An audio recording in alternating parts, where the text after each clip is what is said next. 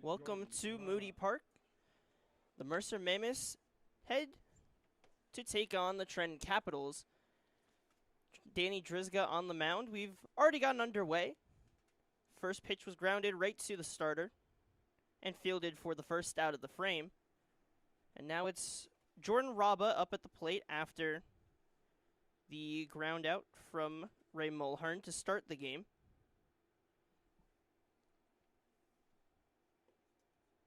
The 1-0s in the dirt. We'll take you through the Mammoths lineup. The leadoff hitter was Ray Mulhern playing center. Jordan Raba, the EH on the day. Or no, actually. But Jordan Raba hitting second. Hugh Williams hitting third with Jack Hughes behind him. Joel Bonner, Gabe Tomei, Lucas Mullen, Zanichi Steve, Slade Harrell, and Chase Bonner will fill out your Mammoths lineup.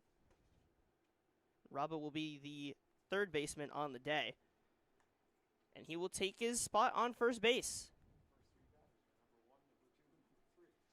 A little bit of an interesting dynamic when we look at this Mammoths lineup.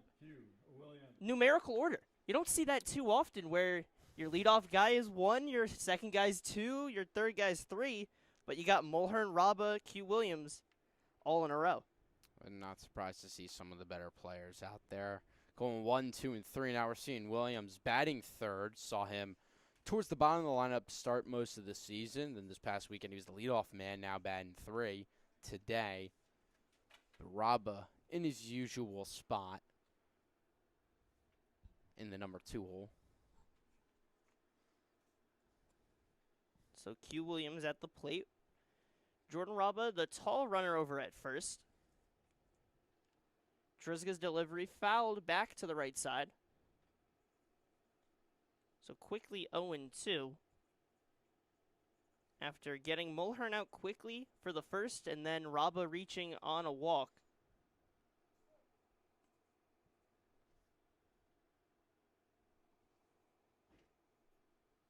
The 0-2 delivery.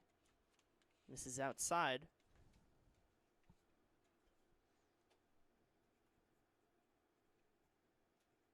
Drizga, we've seen get a couple starts throughout this year, especially here at Moody Park. We see him a lot when his rotation comes around. And another pickoff attempt. Trying to keep Raba at bay at first. We'll take you through the defensive alignment after the 1-2 delivery. Raba gets a lead, is on the move.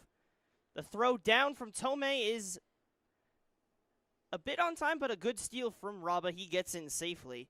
So stolen base. Moves the count to 2-2, and he'll take a spot on second. Liam Valit behind the plate with Danny Drizga on the mound. Cole Schulberg, Trevor Lingerfield, Ethan Tolbert, and Kleins from right to left in the infield, and from left to right in the outfield, Julian Caruso, Robbie Wright, and Chase Kowal.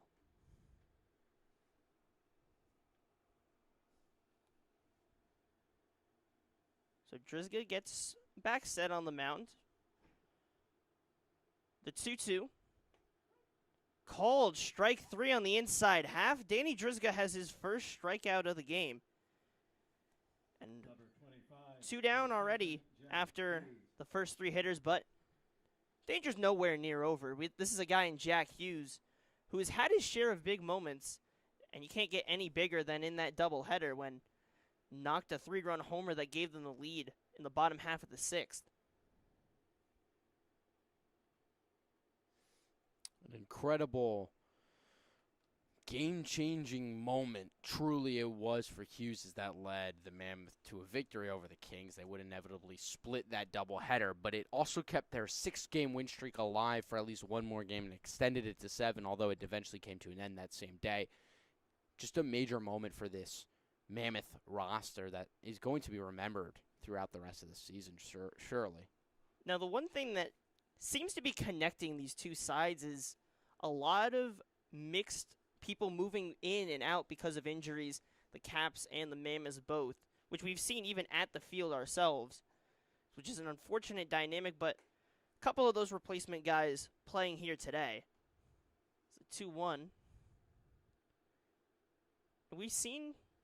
We're going to see probably a couple more throughout this year across the Liberty division, but it's what you're able to do once you get those replacement guys in, as a swing and a miss, is going to determine what these teams look like. And the Mammoths, despite all the struggles they've been put into, the catastrophic injuries that they had to see, they're still at the top of that Liberty division with a 10-3 record, and that just speaks to the level of talent and the coaching that they're able to have over there in the Mercer side. This ball in the dirt. They'll look to back pick him. The throw is high, though, from Tomei. Raba will go to third, and he'll stay put there. Rolled all the way out there to Robbie Wright.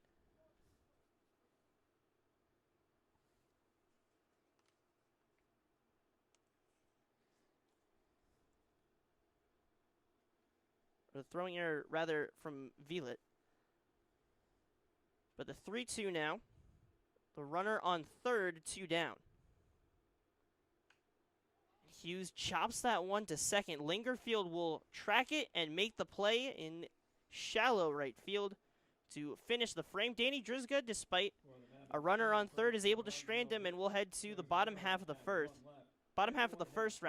with the Mammoths going out to the field for the first time on Jersey Baseball Nation.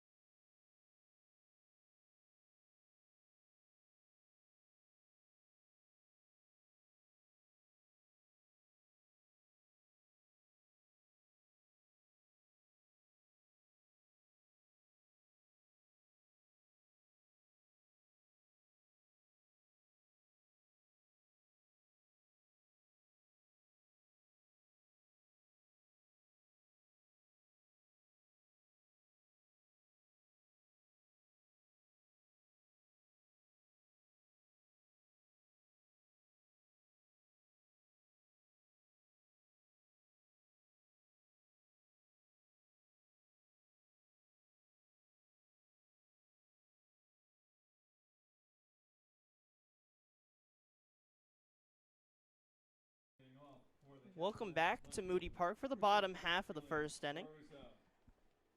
Danny Drizga works a scoreless top half. Strands Jordan Raba at third, and now the Capitals will head to the plate against the starter, the lefty of Graham Ross. First pitch foul tipped into the glove for a strike. And speaking with the coaching staff of the Mammoth about Ross, they just had nothing but the best and utmost praise for him, having full faith and confidence in his stuff and his ability, believing confidently that he's going to be able to go 5 or 6 innings today. Just a guy that this coaching staff of the Mammoth love to have in the game, and so they're really excited to have him out there. Miss inside. And I think a dynamic that's going to be nice to have is those lefty arms. If you can have a premium lefty guy out there, can really help to throw off teams, especially a Capitals team that we know is littered with left-handed batters. Count moves to 3-1.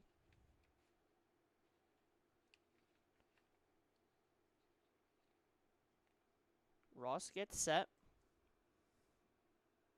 His motion and delivers, fouled back to the left side. We'll take you through the defense for the Mercer Mammoths. Gabe Tomei behind the plate, Jack Hughes at first, Q Williams and Chase Bonner cover the middle of the infield. Jordan Raba will play third, and left to right in the outfield, Slade Harrell, Ray Mulhern, and Zanichi Steve. As Caruso will work a full count walk. And a leadoff base runner for the Capitals brings up Trevor Lingerfield.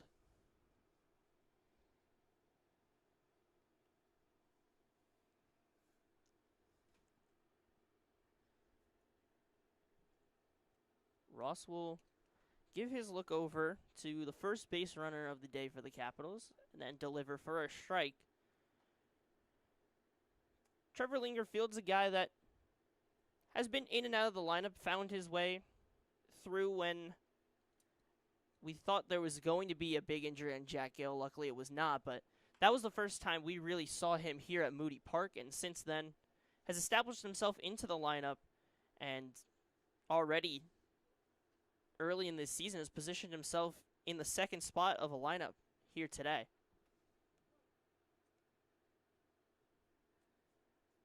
But quickly faces the 0-2 in the lefty-lefty matchup. Fouls it off into the fence. So we'll remain 0-2.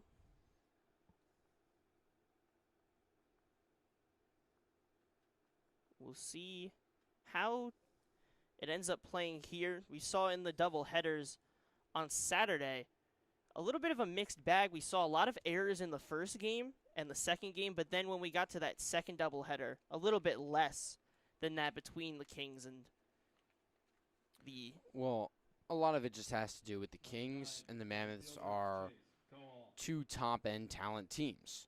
And so because of such, they play as such compared to the Generals and the Dirty Birds, which still have much to clean up. However, that being said, the Capitals, while they are towards the bottom of the lineup, have definitely played really high competitive games, especially against the Mammoths. And so they come into this game ready and prepared to take on any challenge. Speaking with the coaching staff of the Mammoths, they anticipate a competitive game, as that one's a strike. And he will get in safely at second. So stolen base for Julian Caruso.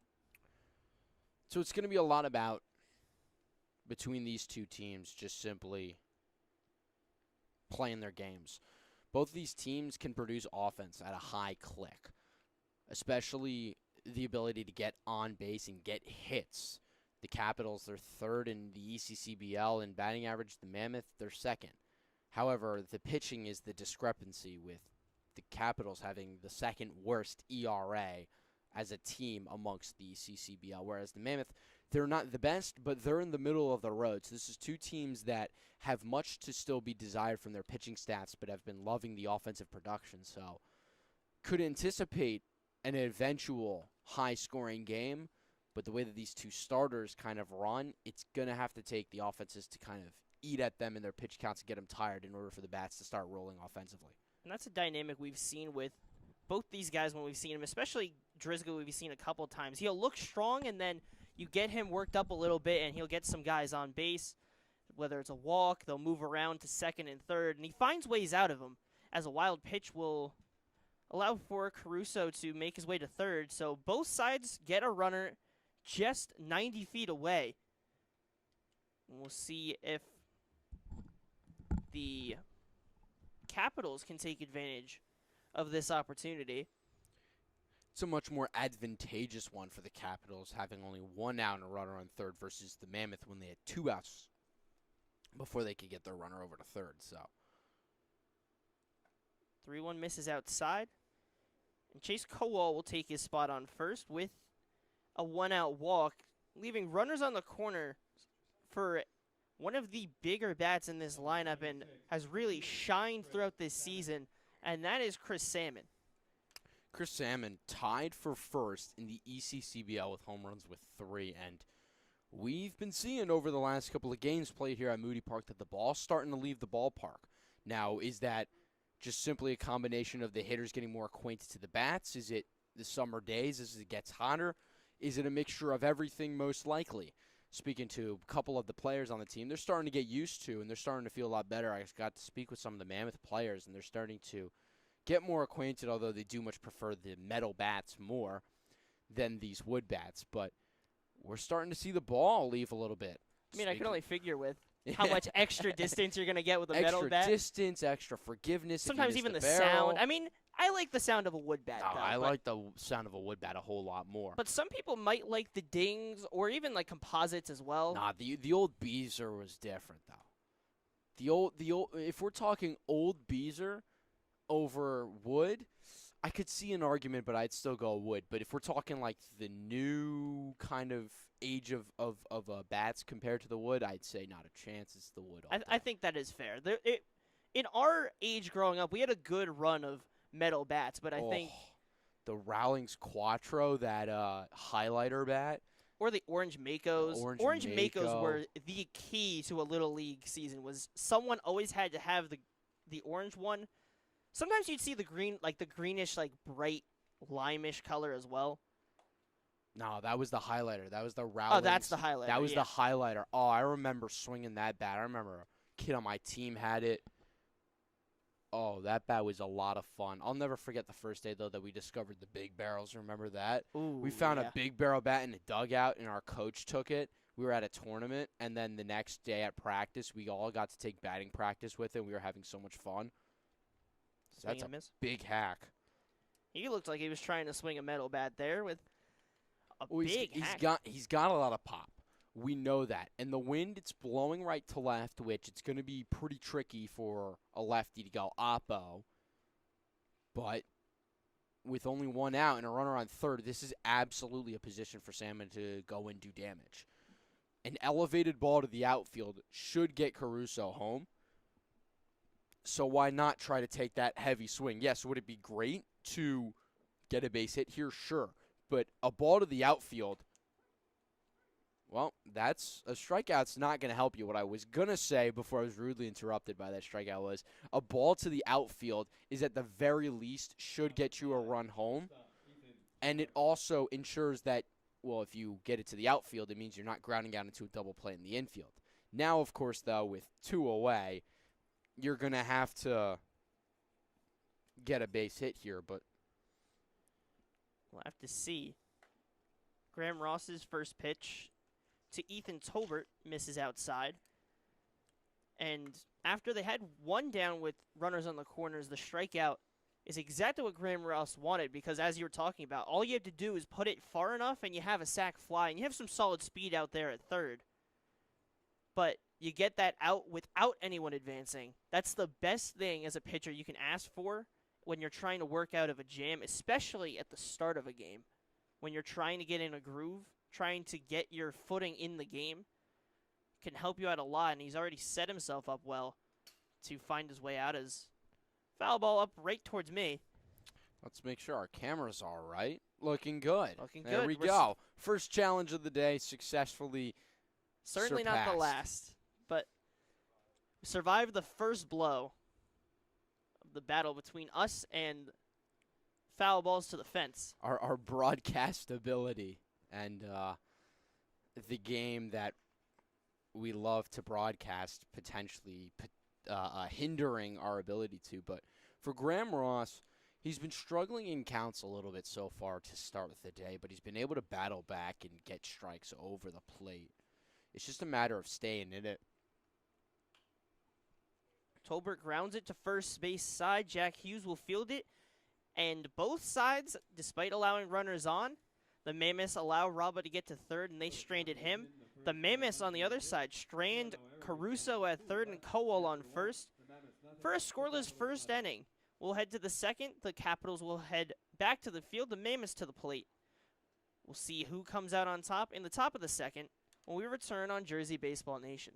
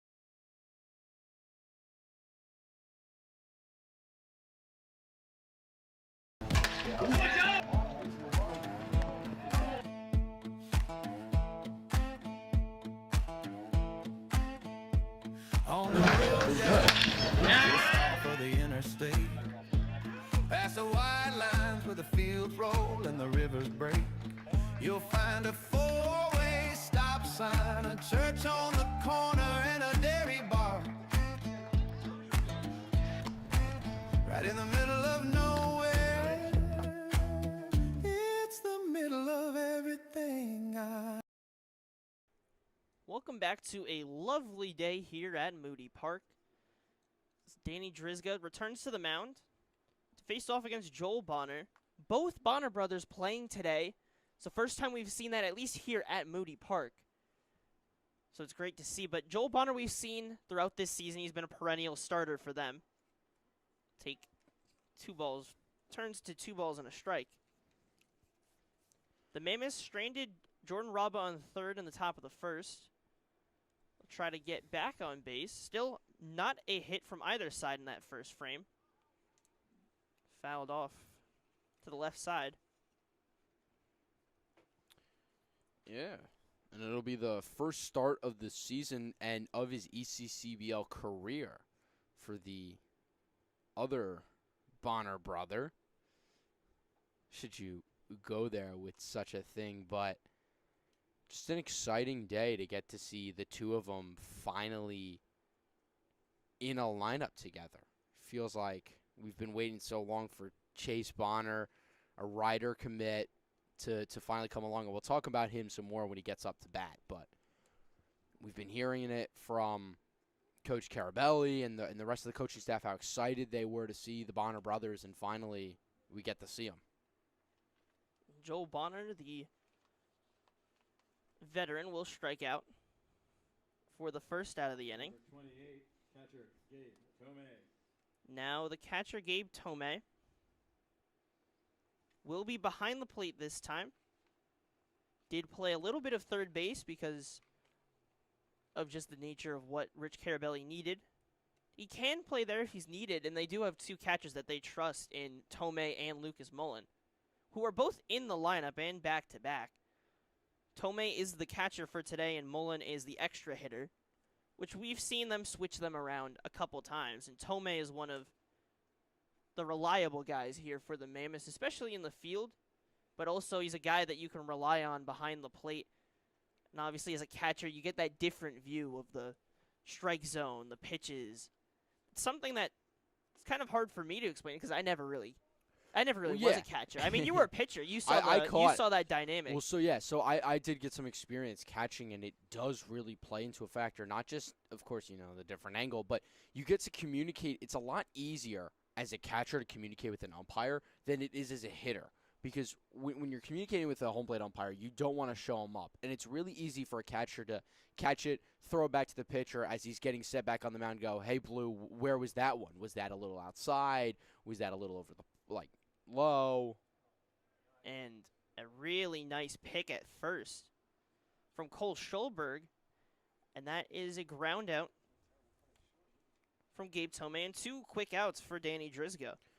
But so, being a catcher, though, you get to learn the zone, and then you go back in the dugout, and you're like, all right, guys, we've got a lower strike zone, or this ump's calling the pitches a little bit more towards the righty's batter's box, but not as much towards the lefty. So it definitely helps and benefits you, and then, of course, if you're nice to the ump, you might get away with a pitch just off the corner and get it called in your favor, whether you're batting or you're catching. And that's just the nature of the game, and quite frankly, I enjoy it as a part of the game. I think even it's as a beautiful broadcaster. dynamic. It is. It adds that personal part to it, and I think that's so key, and especially when you're playing a summer league, everyone kind of gets to know each other. They may have already known each other, playing against each other in high school and college, coming from the same college here, and to be able to have that dynamic with the umpires is a very special moment, and especially in a league like this. It is, but it's also just across of all baseball. I think it gives it a human element to it. Because we talk about a day and age where everything's starting to become robotic, in a sense that with the robot umpire and officiating at home plate, it just feels kind of ridiculous. Like, I can understand if you want to get calls on the base paths right, or if you want to get a fair or a foul ball correct, and you somehow find a way to initiate that system of cameras that they have at the tennis level where they're able to dictate that, fine. But when it comes to balls and strikes, as this inning comes to an end, and we'll continue this conversation as the game prolongs, I think that it's just a lot more enjoyable with an actual umpire who's able to kind of be a factor in the game, as well as it helps just the game move along, especially with a struggling pitcher. It forces teams to hit. Yeah, it's always a fun conversation. We'll, as you mentioned, have more talks on this. It's a fun dynamic of the game, And who couldn't love some nice summer baseball? But we'll be right back with that. In the bottom half of the second, as the Mammoths head back to the field, the Capitals at the plate. Both sides still looking for the first hits. We'll see you when we come back on Jersey Baseball Nation.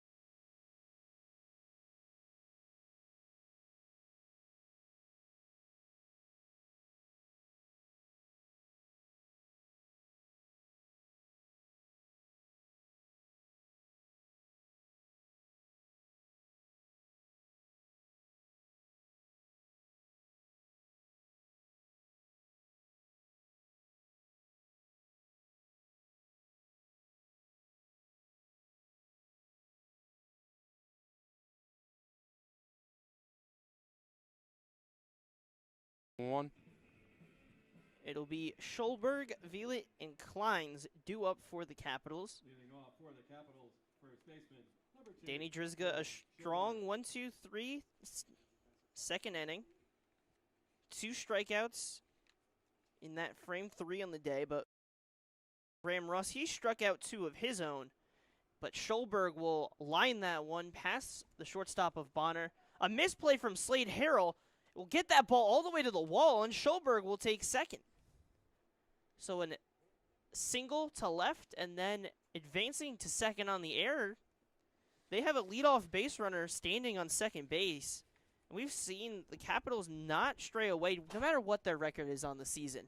They don't care. They took on the New Brunswick Matrix and doubled their score when they faced off against them. They're a strong team no matter what their record is, and we're seeing already they're putting the pressure onto the Mammoths.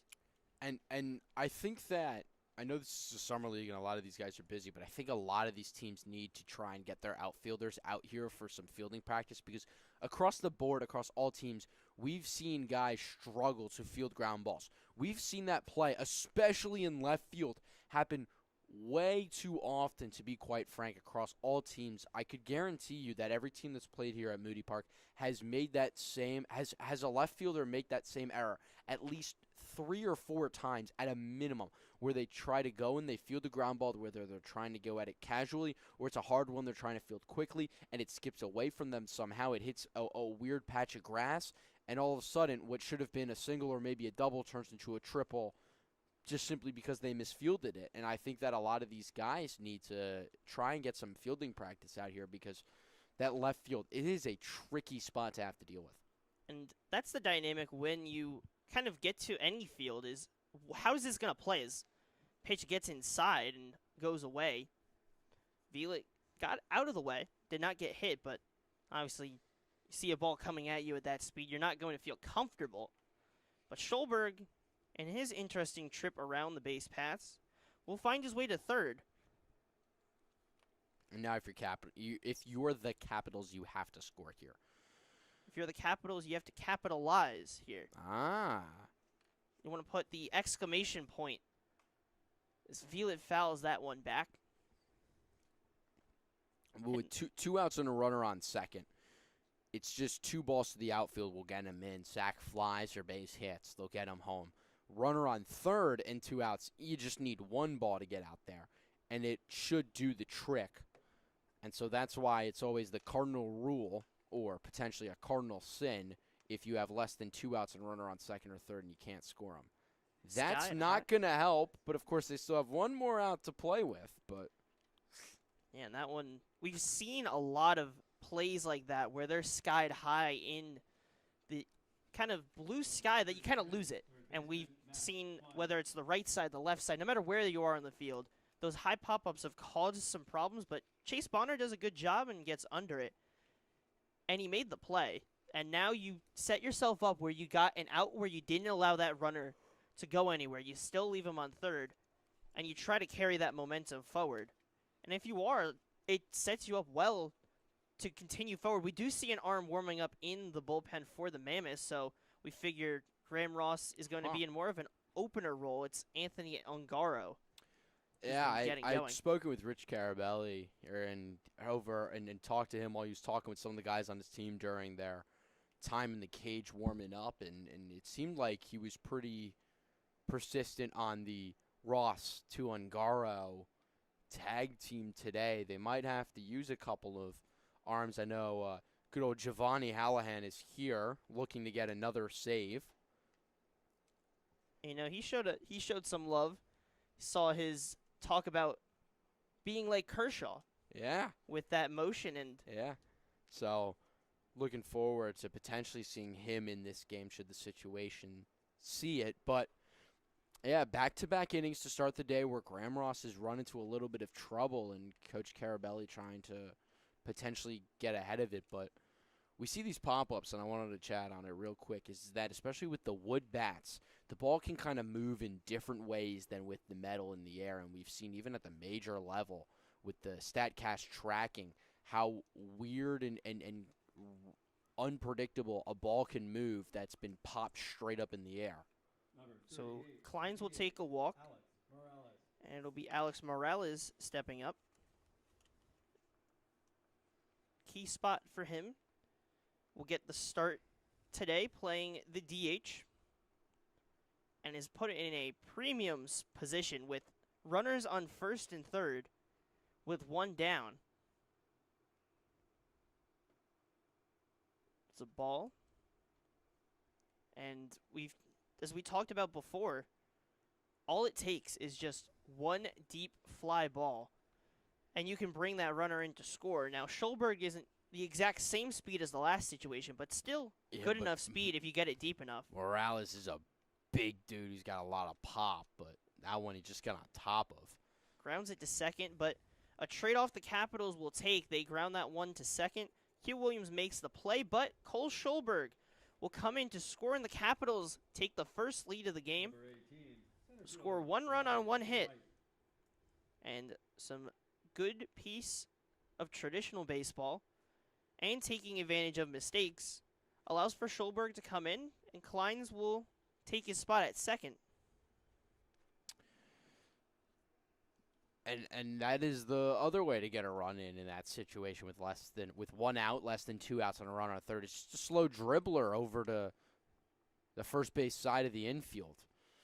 For Williams, there was really nothing more that he could do. He could have tried to charge it and get the lead runner out at second, but it would have been a trickier play than simply eating the ball, letting it roll to him, and then getting it to first to get the slower runner out and just shoring of one. So Robbie Wright in a 1-0. Take it high. For Williams to try and go in turn two there, I think is unrealistic of an expectation to have of him. I understand. Especially with where he was moving. It was trailing him towards the right side, towards the first baseman. Slow dribbler going away from second. He's already halfway towards first to field that ball. You're going to have to twist and put a really strong throw. With a runner in your path. So to have the expectation or thought that the Mammoths could have turned two there and gotten out of the inning is not realistic. It's good on them, though. That's good fundamental baseball to just get one out. You really just need, anytime there's a ball in the infield, you have to ensure of one. And so they did a good job. Q Williams and Hughes did a good job of ensuring one out. Now Ross has to battle to get out number two, but it won't come on this batter. Hit by pitch. Robbie Wright goes over to first. I wish I got to get to it when he was at the plate, but at first, went to Raritan Valley Community College. I'm also a product of that school. Went there first before I went to Ryder. And also, we talked about another Ryder connection, which we'll get to later when Bonner comes up, but it's always funny to see those guys. Now, obviously, I was not at Raritan Valley when Robbie Wright is, because he was at there just recently. And obviously, I wasn't really connected with the team, to be honest. But it'll be runners on first and second. With two down, Caruso sends that one down the left side. So back to the top of the lineup. Caruso reached on a walk, stole second, advanced to third on a wild pitch, but ended up being stranded. But gets his second chance here in the third.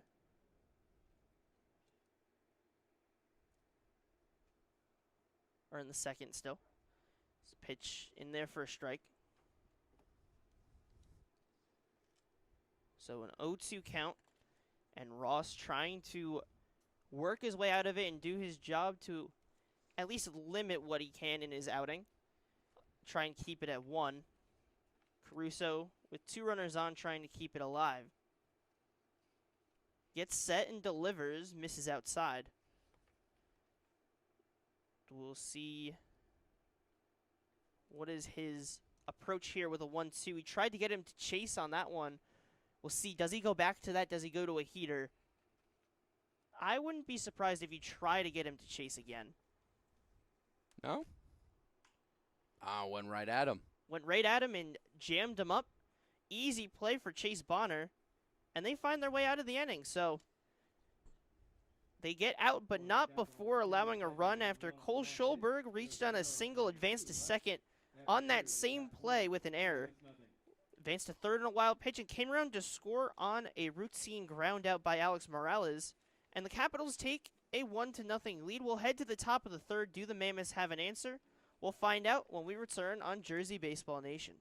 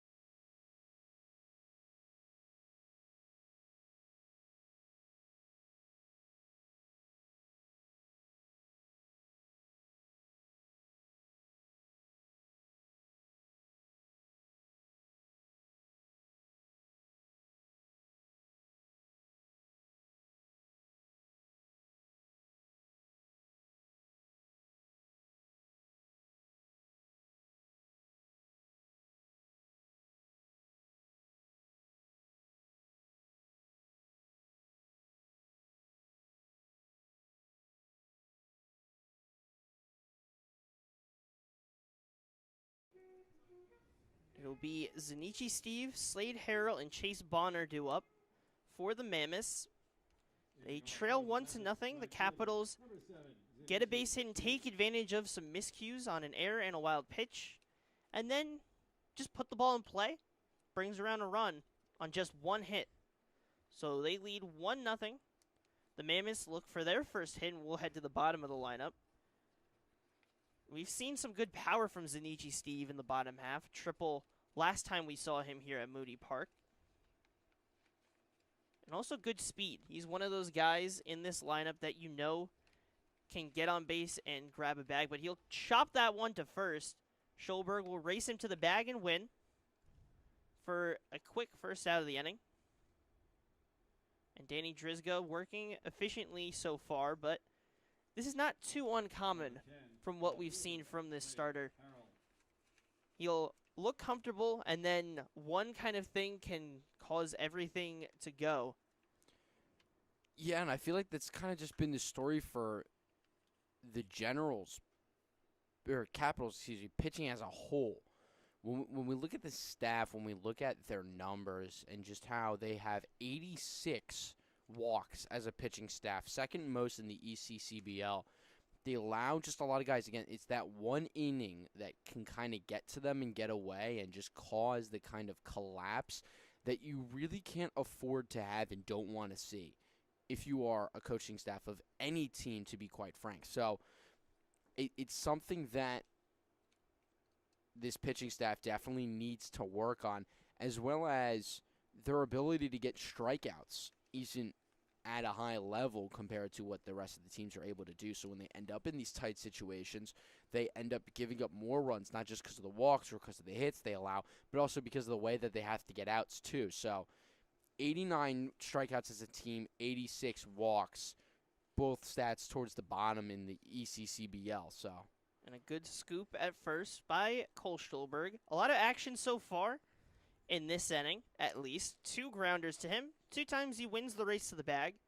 So you got to feel good if you're Stolberg at first. You're getting in a groove. He's making some good picks over at first and setting the Capitals up well in this inning. And Drizga doing his job to get those quick outs and make it easier for himself.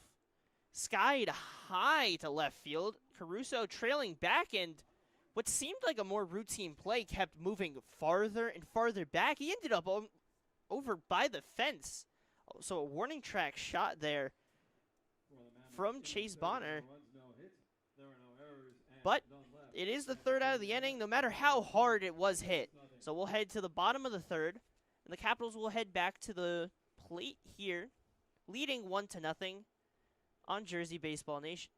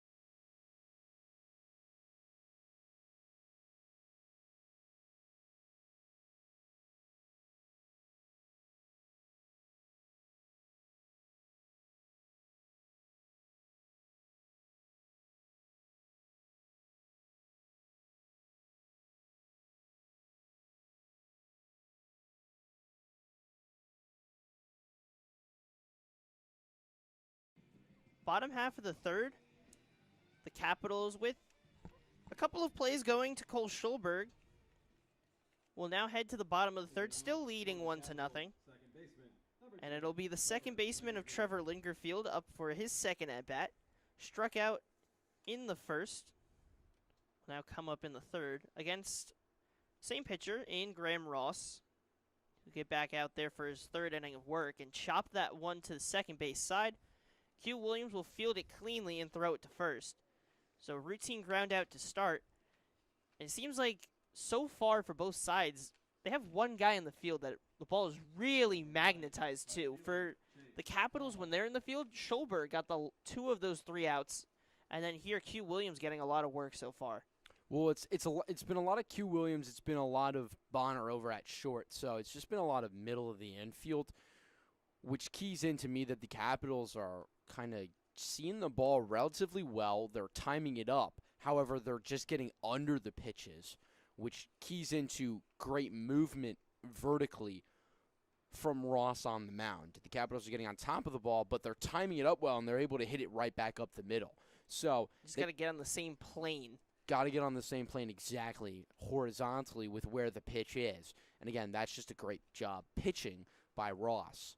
So an adjustment there that potentially needs to be made. But what we're seeing is that it's either hyper-aggressive from a lot of these hitters or it's hyper-patient where the count has to be work and they're working Ross. Whereas for the Mammoths, it's just pure aggression. A lot of these guys are free-swinging, and we're not really seeing a lot of counts work. Robbo was the only guy that really worked a count so far in this game, and he ended up walking and was the lone base runner so far in the day for the Mammoth. Whereas for the Capitals, they've been able to just kind of get on piecing it through a couple of different ways. They've had a couple of walks, but again, the single from Stolberg. So it's just been a combination of different things. So the 2-1 fouled off to the left side. 2 balls and 2 strikes to the 3-hitter of Chase Kowal. Walked in his first at-bat, but was left on first after back-to-back outs. So the lefty on lefty. 2-2 count with one down. Ross delivers and gets him on the inside half for the strikeout. A good pitch from Graham Ross. Chopped the hands of Kowal. Really had no chance to get the hands out there and gets the swing and miss. So 2 down now. A good start so far for Graham Ross. Has bounced back from allowing the run. Now here's Chris Salmon in a position that you didn't really want him if you're Pete Mueller with nobody on and 2 outs. Kind of would rather have him on with runners on is why he's in this spot, in the 4th spot in the lineup. So, believe in 0-1. Ross gets set. Delivers a swing and a miss. Believe it is now 0-2 as the ump just flashed 2.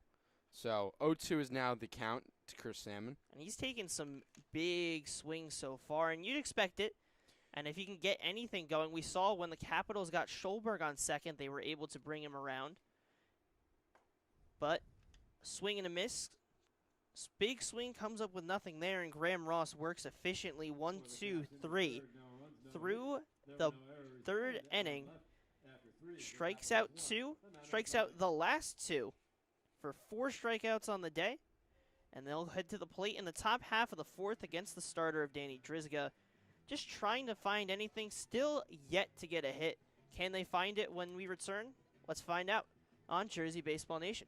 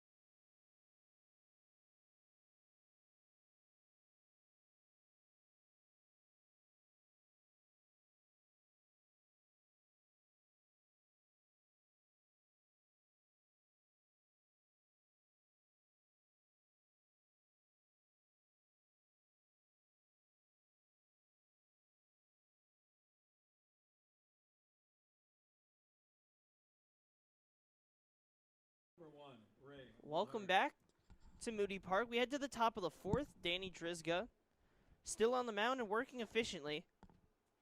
It'll be the top of the lineup, Mulhern, Raba, Q, Williams.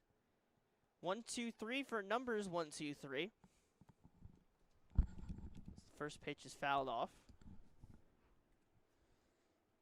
Mulhern in his first at-bat grounded out to the pitcher. We'll try to get a little bit of a better piece in this at-bat. So the 0-1, and the Durden gets away. Nobody on, though, so it doesn't impact too much. So, but 1-1. Drizga so far on the day has 41 pitches, has struck out 3 and walked 1. Fouled off again by Mulhern. So 1-2 now. And I'd expect Drizga to go a little bit longer than the starter of Graham Ross. Drizga, more of a traditional starter. And Graham Ross more in an opener role here today. They're going to see how much they can get out of him before they have to go to the relievers. The Mammoths do have a lefty warming up. The Capitals still holding that game in Danny Drizga's hand.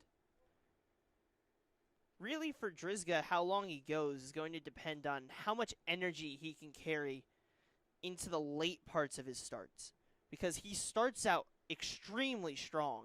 He's got really good stuff. He's painting the zone where he needs to and keeping base runners off.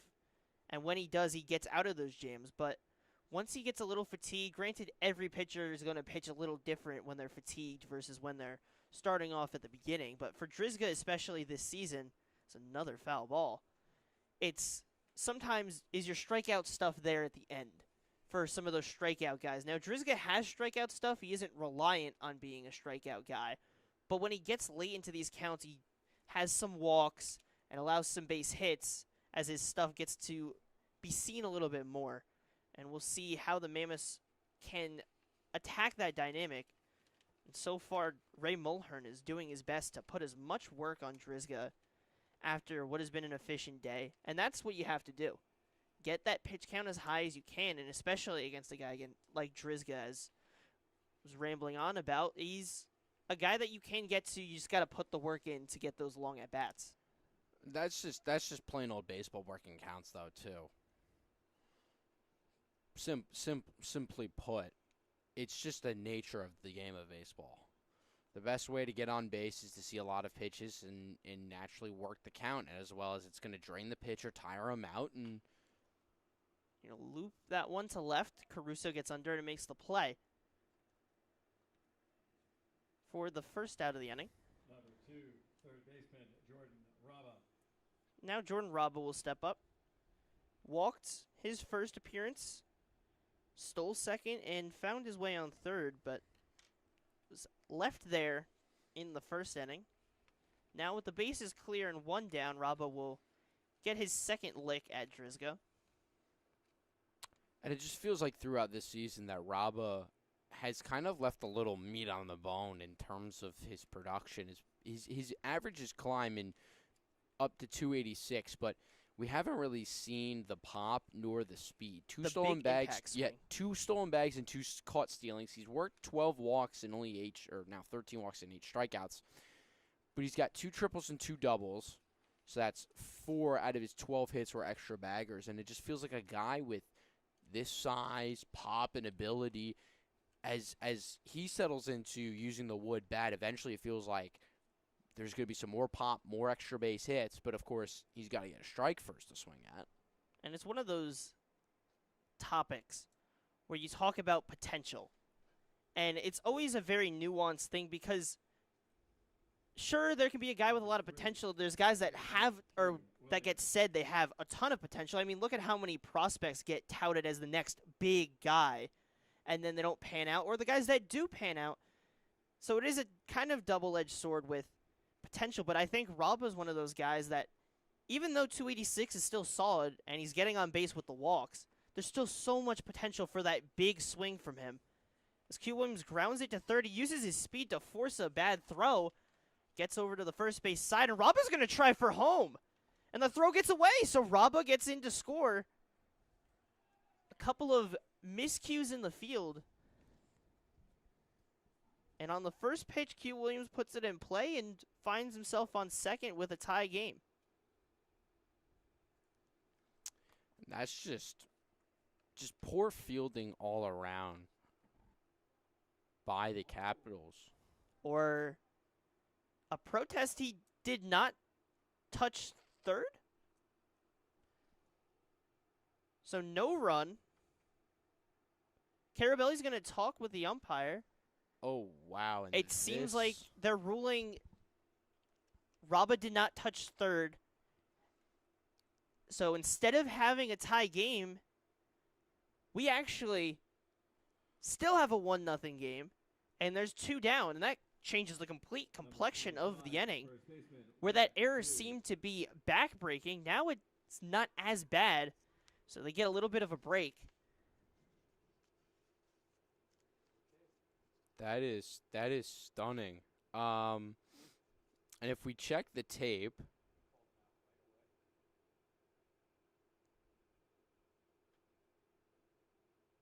if we try to check the tape, oh, it does look like he missed the bag. Wow. I'm looking back on the stream, and on the stream it does look like he steps maybe just in front. Maybe his toes might have clipped the front edge, but it does look like he might have missed it by a little bit. So great eyes by the Mammoths and of the umpire in the field, as it looked like, as I was watching it live, it looked like Raba touched it. I was watching him round third. like a traditional round, you get that little bit of the cleat onto the base. It's what it looked like, but upon further review, And we don't have it replays, but on appeal. it appears that I may have been, or we may have been mistaken thinking that that was a run. So a little bit of a plot twist here. A little bit of a plot bit. twist. This is a big plot twist. We are going from 1 out and a runner on second in a 1-1 ball game to 2 outs and a runner on second in a 0-1 ball game for the Mercer Mammoths. Now, granted, it's Jack Hughes up to the plate. Yes. Is he a gold medal winner? No. But can he do a lot of damage with his bat? Can he come up with a big moment? Absolutely. Absolutely, yes. He doesn't need that gold medal to come through. The Jack Hughes names just find their way to find success. Now, is this the moment, though?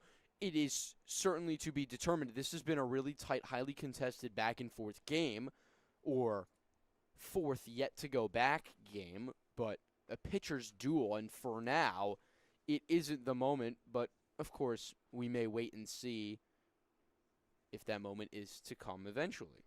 So, what could have been a big moment for the Mammoths tying up the game sees a major flip when Jordan Raba on appeal is called out at third for not touching the base after a pair of errors, a throwing error from third and then a throwing error from Schulberg from first down towards the third base side where Raba tried to challenge to run home. He came in to score at first where it seemed, but on appeal, the Capitals tossed it to third and he was ruled out. So a complete flip where you go from 1 down and a run scoring to 2 down, and you don't get that run to come in to score. Capitals will head to the plate now. Can they carry that interesting momentum or not? We'll have to see. Graham Ross will be back on the mound, and we'll be back in the bottom of the fourth. The Capitals still lead this one 1-0 on Jersey Baseball Nation.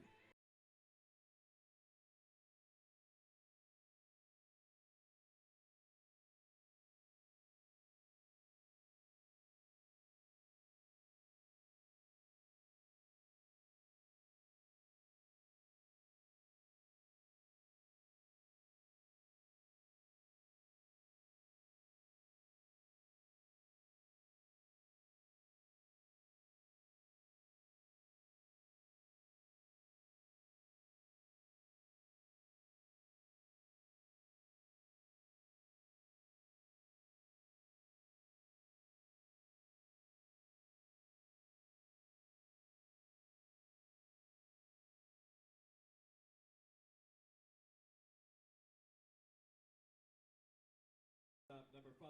Bottom of the fourth, the Capitals get a miraculous escape from the top of the fourth, where it seemed like Raba came in to score, but on appeal he was out. And now Graham Ross goes to the mound with his team still trailing 1-0. But he's going to need to continue to be strong, especially with how Danny Drizga's looking on the other side. Ungaro will walk his way back out to the bullpen. So Ross figure his day is going to be limited around that 4 to 5 inning range if they're able to stretch him out that far and then try and set up the bullpen to do its job. And then for the Capitals, it's just let Danny Drizga go as far as he can. At this rate, he's been pitching so well, you have to, but Ross wants to stay in this game, and if there's any clear indicator of a pitcher who wants to stay in a game, I think a 3-pitch strikeout to start off an inning is absolutely one of them. Just pounding the zone, which is exactly what you need and want to do. And that's one of the beautiful things we're seeing so far. No, that's still Schulberg. That's still Schulberg, as we try to figure out some minor confusion. But not sure. But aside from that, I think it's one of the beauties that we're seeing right now of baseball is 2 starters going back and forth. When one has their big moment, has their strikeout, the other looks at that as a challenge. And I think that's one of the beautiful things. Danny Drizga having a really strong start. And what does Graham Ross do? Does it right back, starts this inning with a strikeout. And when 2 pitchers feed off of each other, feed off the energy, it not only produces better moments, but also just the overall feel of the game for the dugouts. You feel more into it. From the broadcast, you feel more into it. And it pulls everyone in. First pitch, swing and strike. And that right there, Ross's 61st pitch. So if we're talking pitch counts, it's getting up there, but he's definitely in a position where he can get through this inning and get at least a batter or two in the next if we're looking at a 75 pitch limiter. If we're looking at an 80 to 90 pitch limiter, then absolutely 5 innings is in the cards. in the conversation. It's definitely a card that you can play if you're Coach Rich Carabelli. Depending on what he's able to do after getting that strikeout, what he's able to do in this 0-2 count can set up Ross to really have a control. Misses high and outside. Now that's a good pitch. Trying to get Schulberg to climb the ladder a little bit. Trying to get him to chase. You don't want to throw anything too good, but And it it's not sets you always up. it's not always a bad idea, and it does. It does set you up to then throw something down in the zone, get the eyes looking up to then pound it down. Wouldn't be surprised to see another one up, but of course immediately goes Drops down. it down in the zone. Zanichi Steve will get over and make the play. A routine flyout and the second out of the inning. Both starters going back and forth, working quickly. And it'll now be Liam Vielet will step up to the plate. The catcher on the day popped it out to Chase Bonner his first time up. And will try to get himself on base and break this back and forth battle that we're seeing with neither starter backing down. And this is a battle that Vielet knew was coming. I got to speak with him, and he spoke about how he knew this was going to be a contested game. I was chatting before. It was him and Q Williams, good buddies. They know each other well. They were chatting pregame, and I got to join their conversation as he's going to loop one right back up the middle in the center field. And they were talking about how they knew that whenever these two teams, the Mammoth and the Capitals, play each other, it's relatively close, contested, good matchups. And so the two of them knew that it was going to be back and forth. And a big thing that Vielet had talked about that I want to bring up this conversation is that he spoke on how it's going to be tight to begin with, but he believes that eventually the score is going to break open towards the middle and later part of the innings. We look at the last time these two teams faced in the doubleheader. The Mammoths took both games, but it was 13-11, 10-9. Tight games, but the scoring eventually does get pretty high up the board, pretty even par with these two teams in their ERAs as a squad. So would not be surprised to eventually see that start climbing. So Ross set with the 0-1, catches the outside part of the zone. And while it feels like a lot of the games sometimes it's back and forth, we've seen games flip on a dime, especially in the ECCBL. You never know when an offense is going to find its break and get through. And Max Kleins chops it down the third base side, and it stays fair. Rabba has to make a good throw, throws it down. And Jack Hughes makes a great adjustment at first, moves himself to foul ground to catch it and make the play. So some good fielding on both sides, and they get out of the inning unscathed. Graham Ross threw 4, Danny Drizga threw 4. Drizga will head back to the mound as we see these two top pitchers of the ECCBL battle. We'll return for the top half of the 5th on Jersey Baseball Nation.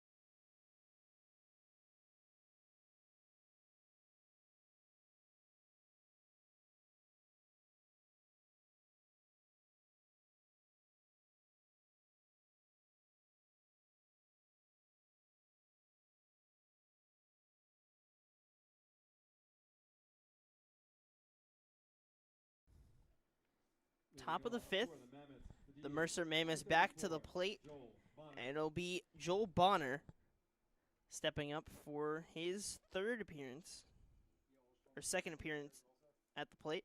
Struck out in the second and skies this one to center field. Robbie Wright gets under and makes the play.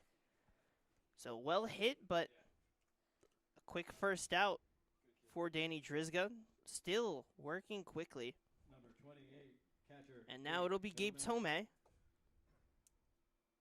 His first at bat, he grounded to third. He'll try to find his way on base here in the fourth inning. Bit of a struggle for both sides to find a way to get their guys on base. First pitch called for a strike. Drizga at 57 pitches, Graham Ross at 68. We'll see what each side's limits are and how the performance may end up changing it, but the 0-1 misses outside. We are working our way, though, into the middle and then latter half of this season as the ECCBL season progresses from June. Now we're starting to move into July. We're starting to move into crunch time for a lot of these teams in their seasons, and playoffs are starting to reach right around that corner kind of feeling. And so because of that, a lot of pitchers are going to see their pitch count start to stretch. Now, granted, a lot of coaches, because of fall seasons, might step in and say, hey, I need you to kind of pump the brakes a little bit on my guy. I need him fresh for the fall. So could be a factor, but for the most part moving forward, we're going to see a lot of guys start to throw a lot more. We're going to see a lot of games that, while it may seem to get away because it's a summer league, we're going to see them just throw more for the sake of getting some more pitches in. So that was play made by Robbie Wright. He's in at second, made the play. Lucas Mullen grounds that one down the third base side and foul. So Lingerfield slides to short, and it's number 4 in center. So we have a couple of changes. We're going to have to work.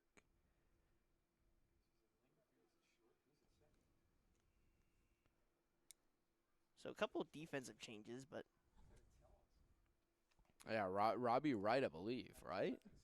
Is over there. You'd said that, right? Robbie Wright's over there. Right? Yes. Robbie Wright. Robbie Wright, right. Robin Wright, right? Right. Which way do you turn when You got to go when right. you're on red? Right. Right on red. Right said Fred, right? Right. So it's a 1-2 count to Lucas Mullen. And called strike 3. So another strikeout for Danny Drizga. Another strong inning. And the Capitals will head to the plate. And we'll try to figure out what changes went down. But the Mammoths will go back out there. It is still Graham Ross. So these two will continue their back and forth in the 5th. We'll head to the bottom half. The Capitals at the plate when we return on Jersey Baseball Nation.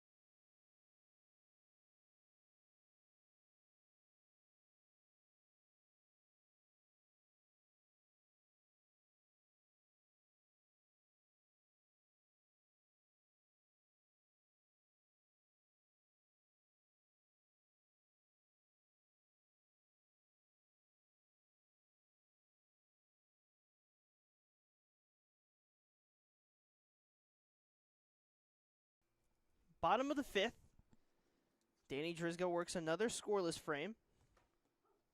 And now Graham Ross, his compadre in this dance of two starters dealing, in Graham Ross against Alex Morales. And these guys are dealing. This isn't just, your casual day at the ballpark. Couple of runs, but the pitchers are kind of controlling. No, this is command and control at its finest. Yes, have a couple of runners gotten on, especially for the Capitals against Graham Ross. Sure. Have they been able to get into scoring position? We've seen back-to-back innings to start the day with guys over on third. Absolutely, and that's when Ungaro started getting loose out in the bullpen. But since then, and since that second inning, there hasn't been much of anything for the Capitals. Ross has been dealing, and for the Mammoths and their bats are still silent. Still trying to find an answer. Absolutely, Danny Drizga is dealing. Graham Ross is dealing. And this is kind of what we expected to see to begin with. Now, for the Capitals, typically their pitching falls off a little bit. For the Mammoth, they tend to stay a bit stronger. And it's back to the kind of idea you mentioned with Velit, is the game kind of picking up. When are we going to see this game flip? If it does. With baseball, you never know. The game could stay like this, but we've seen plenty of times it seems like someone's super comfortable. Graham Ross gets to the strikeout, speaking of as comfortable as can be. So comfortable. Another 3-pitch strikeout. That's his second in that many innings, in 2 innings. Incredible. So now it flips back up to the top of the lineup with Julian Caruso. And, so far you look across both sides. It's 6 strikeouts for Graham Ross. It's 5 for Drizga. Raba makes a good play, takes a weird bounce on him. We've seen Raba, when at short, has seen some high hops and adjust. That one gets in on his body. He gets the glove to it. And a quick inning for Graham Ross, and we have a fast back and forth right now. Both sides doing their best to keep this game where it sits. Danny Drizga back out on the mound. We'll see what his response is in the top of the 6th when we return on Jersey Baseball.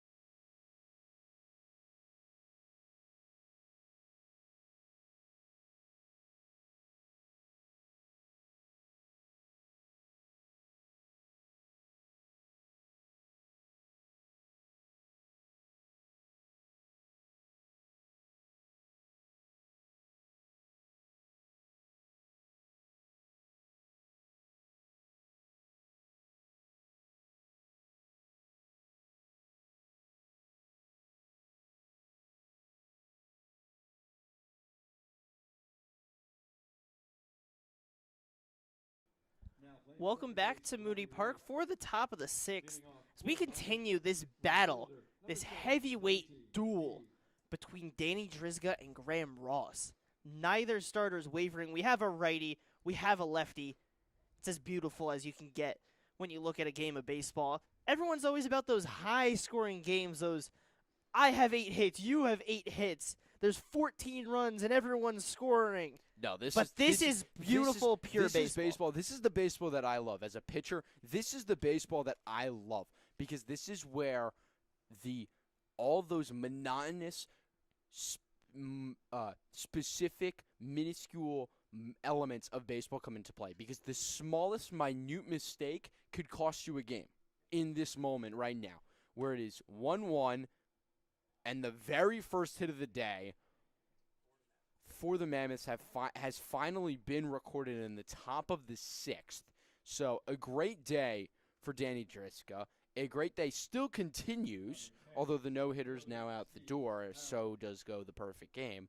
But this is where baseball becomes a beautiful dance because now it is truly between the batter and the pitcher even still and even more emphasized because of how small of a mistake could leave such a major impact on a game. Because in a 10-7 game, a home run to make it 10-8 or even 10-10 doesn't really feel the same as a home run in the 6th inning to make it 1-1 or 2-1. No, every run, every hit, every base runner is at a premium on a day like today, and you get Steve on, but what can you do? Is grounded towards second by Harrell, fielded cleanly and thrown to first. Safe. They get the force at second. Good work on the middle of the infield from Robbie Wright and Trevor Lingerfield, but Lingerfield's throw to Schulberg was not in time. Number 8. And some good base running from Slade Harrell saves pretty much, I would say, the momentum. That is one of those little things that is not going to go in the stat sheet, but that effort shows because you kept that base runner on the base pass. And in a game where it's only one run so far, that base runner could be the big decider of whether the Mammoths can get themselves in this game or not. Absolutely. You love to see a guy being selfless and just putting in the effort no matter what, because it's really easy for anyone to hit a ground ball like that feels like a tailor-made double play, and to just give up on it. And for Slade Harrell to use the speed that he does have and to turn what could have been a tailor-made double play into just one out and keep his team alive and in this inning, because 1 out and 1 on versus 2 out and nobody on feels a big difference, especially after getting your first hit. To immediately ground into a double play would feel so depleting for the Mammoths. So you keep the inning going. You still got a runner on your third base runner of the day. Your first, And another base hit, as that one's drilled up the middle by Chase Bonner. So that's back-to-back singles now. Or rather, 2 singles in 3 batters, which is completely different from what the game was before. And get him that ball, because that is his first career ECCBL base hit. How about that? How Chase about Bonner in that? his first ECCBL game as the Bonner brothers, brand new to the ECCBL this season. And he beat his brother today. He got the base hit first. Yeah, well, so far, but of course. I mean, obviously on the season. A lot of baseball still to be played even still today, though, is what I was going to get at. Plenty of time for Joel Bonner to, jack a double, jack a triple, jack a home run. And we know what Bonner can do at the plate. He's very strong. So I wouldn't be surprised if we see more of this battle today, but also throughout this season. Joel Bonner has been a perennial starter. We'll see a lot of him still. The battle of the Bonner brothers. Who will win? A lot of Bs. Stay tuned to find out. Battle of the Bonner brothers. The battle of the big Bonner BBB, brothers. not Big Baller Brand. What? I don't even But know the what battle- that is. It's LeVar Ball's company. Oh, As nah, it's we drilled do not, into we right. do not. Oh! And an incredible throw from right field by Chase Kowal. And another base runner is out before they are able to score. So it was another single hit to that right side by Ray Mulhern. And then an incredible play from Kowal, gets a good piece of it, throws it down. And also a good tag from Vila, and they tag another runner. And the defense on display behind Danny Drizga, keeping this game scoreless so far, but there is runners on the corners. But now there's 2 outs, though. And this is what you need if you want to pitch a shutout, is you need good defense behind you. And so far today, the Capitals have been able to make the plays. Now, what can you do when you've got a guy like Jordan Raba up to the plate? Well, turns into a base hit, but that's just Jordan Raba being Jordan Raba, quite frankly. But if you're Danny Drizga, it's still only a 1-1 ball game against what is a perennial top-end talented, especially offensively, team in the Mammoths here in the ECCBL. So now, we were talking about a game that was so hard to get base hits, and now the Mammoths have put together a couple off of Danny Drizga late in this start. And we have a tie game and still a chance for the Mammoths to come through. They have runners on the corners and Q Williams at the plate. And Q Williams called his shot today, said during pregame batting practice that today's the day he's going to hit a home run. Now, with this game starting to end to the latter innings, and this potentially one of, if not his second to last at bat, could be the time for it to take place. Still wins. Now, unfortunately, it is kind of cooling off, but it's still pretty hot.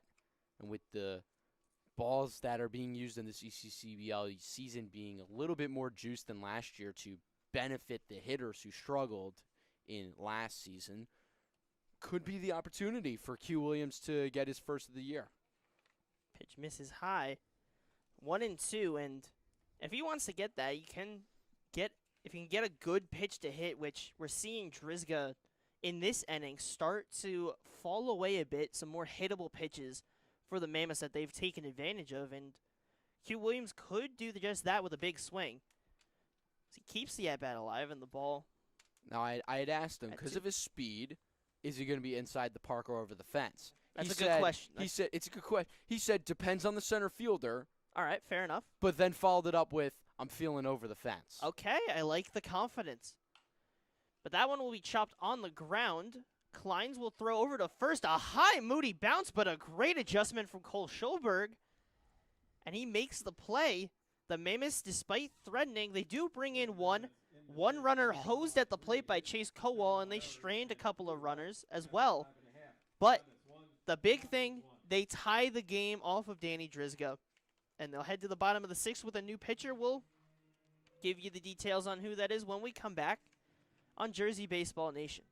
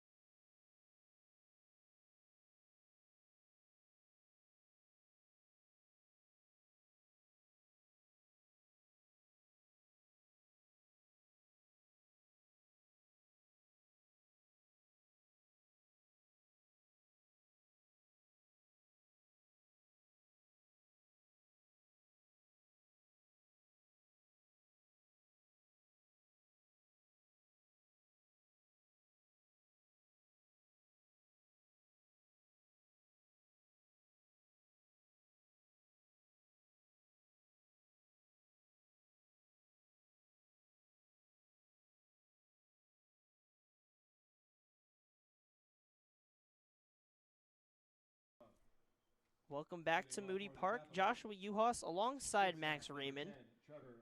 And we have a 1-1 ball game after what was a tight pitcher's battle throughout between the starters of Danny Drizga and Graham Ross. It seems like both of their days might be coming close to an end as Lingerfield on the first pitch sends that one to left center. Really good speed from Ray Mulhern and good tracking. Makes his way to the ball just past the shortstop in the outfield, and he makes the play.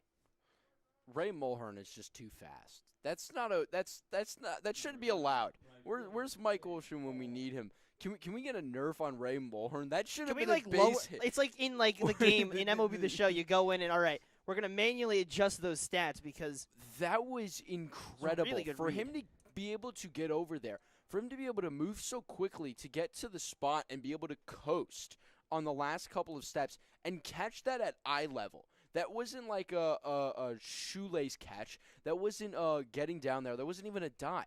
He coasted his last couple of steps to get over there and catch that.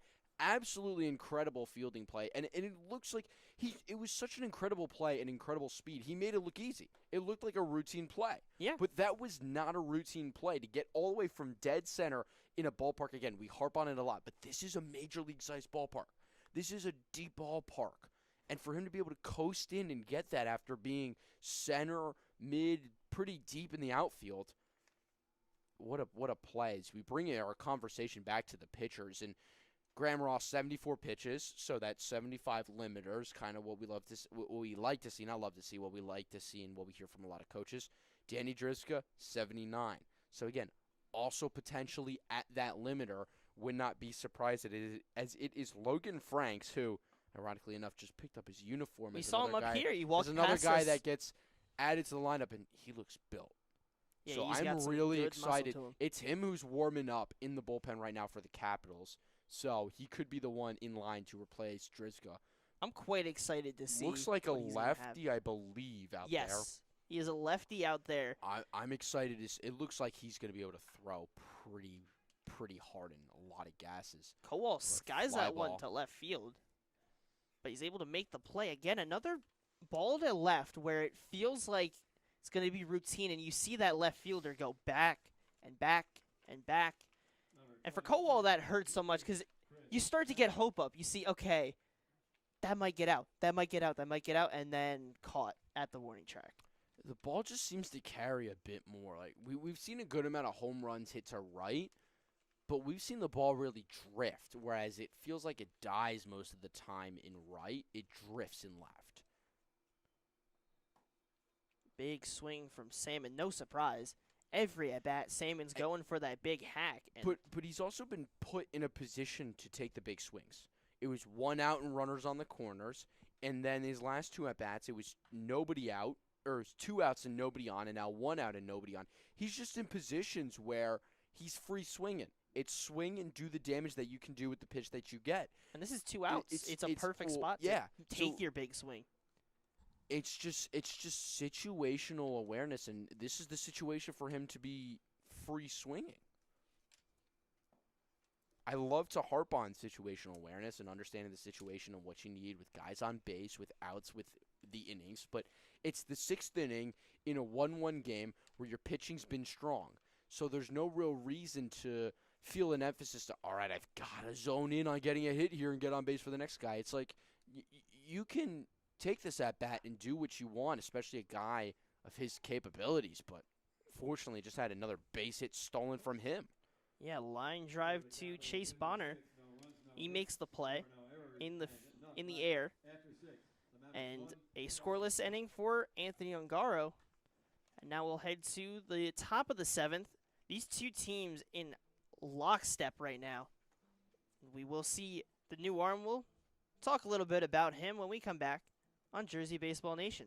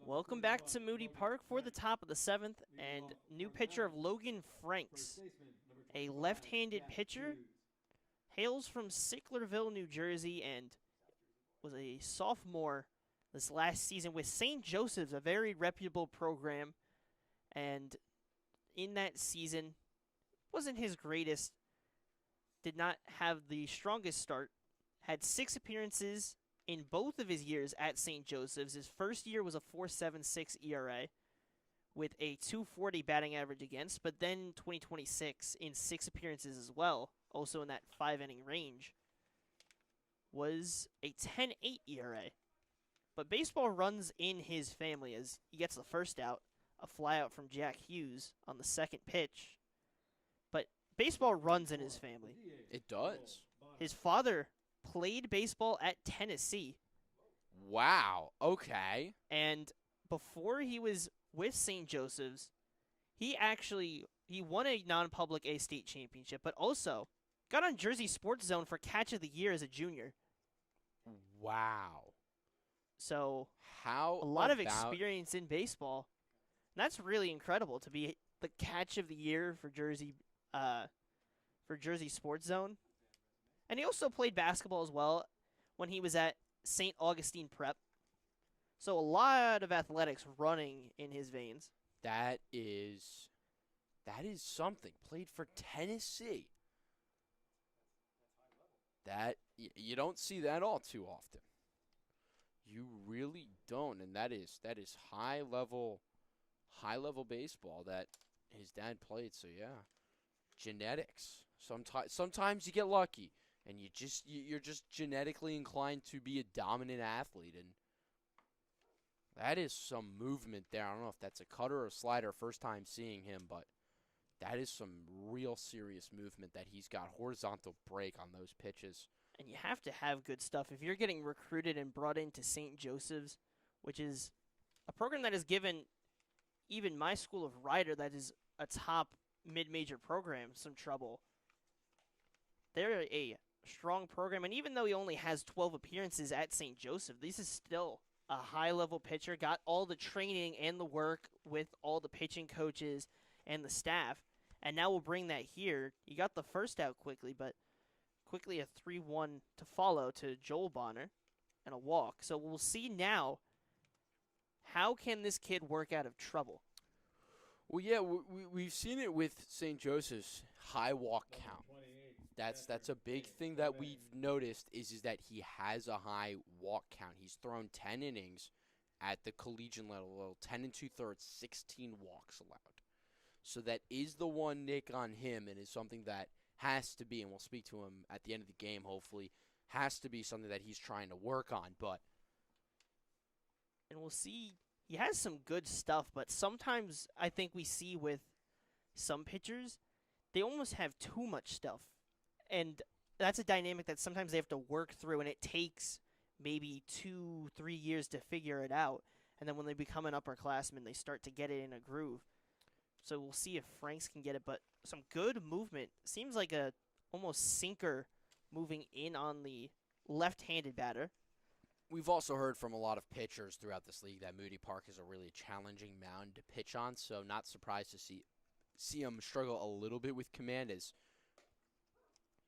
we've heard historically, and even from coaches, The landing zone. discussing not just that, but discussing finding ways to rebuild this mound. Is there any way to rise it up? It is a low mound, which the elevation on a mound was designed and implemented into the rules of baseball to give pitchers a little bit of an advantage over the hitter. So to have a more flat mound gives the advantage back to the hitter rather than the pitcher. So all factors that aren't excuses, but are rather potential reasons why Franks isn't as effective right now as he might otherwise rather be. But Especially because it impacts the kind of leverage you got and when your front foot is going to land. Because if it's a lower mound, you're not getting as much momentum down. You're not getting as much power down to the plate. So it changes your approach, and then your whole kind of mechanics can change when your motion has to change a little bit. And on a park like Moody Park, you have to change it up because of the nature of the mound in order to get it to the plate. And you pair that with the big hole that kind of is on the mound to land at, it could be a little bit of an adjustment for these pitchers to get going. And I think we saw that when we started this season. There was a lot of missed pitches, a lot of walks, and a little bit of arid plays all around. But as we've gone through the season, when we see guys that have played multiple games here, we see they look comfortable versus a guy like a Logan Franks coming in. It's no fault to him, but he comes into it and not really knowing the dynamic. And you can't really test it until you're actually on that mound. Because the mound here and the mound out in the dugout, especially at a park like this, is going to be different. And for Franks, he's still just trying to figure it out. But we're seeing some good stuff. So if he's able to maybe draw a swing or two, could help him out a little bit. Especially in a game that's 1-1 with only 6 hits in total. Every single base runner, every single bit of 90 feet between each bases is critical. So Franks will get back set. The Capitals took that 1-0 lead in that second inning. The Mammoths got it back in the top of the 6th. So it took them a couple innings of work to figure it out, but it was a couple of singles and taking advantage of the defense they eventually found their way through. Eventually, but again, Danny Driska did a great job pitching on the mound. The Mammoths eventually figured out a way to get 1 run against him, but to see the hit count especially, combined total of 6 hits as Called strike 3. Great spot from Logan Franks. Catches that outside part of the zone and gets Lucas Mullen looking. And that is a huge out for the complexion of this inning because this could have flipped on a dime if he allows Mullen to get advantage. And then that kind of momentum continues where it's one after the other after the other. But you stunt that momentum, and now you give yourself a chance to get more comfortable for your first appearance here in the ECCBL, your first time on this mound, which we've talked about being not as comfortable as you may find for a first-time pitcher. And to come in and get that comfortability, we're now seeing a more confident starter, a more confident pitcher on the mound. he's dealing. He drives that one in for a strike, and that's what I was curious to see was how much power is he going to get in his pitches. And when we're seeing his fastball, it's got some good zip to it, and when it's paired with good movement, it sets himself up pretty well. But that one just gets a little bit away.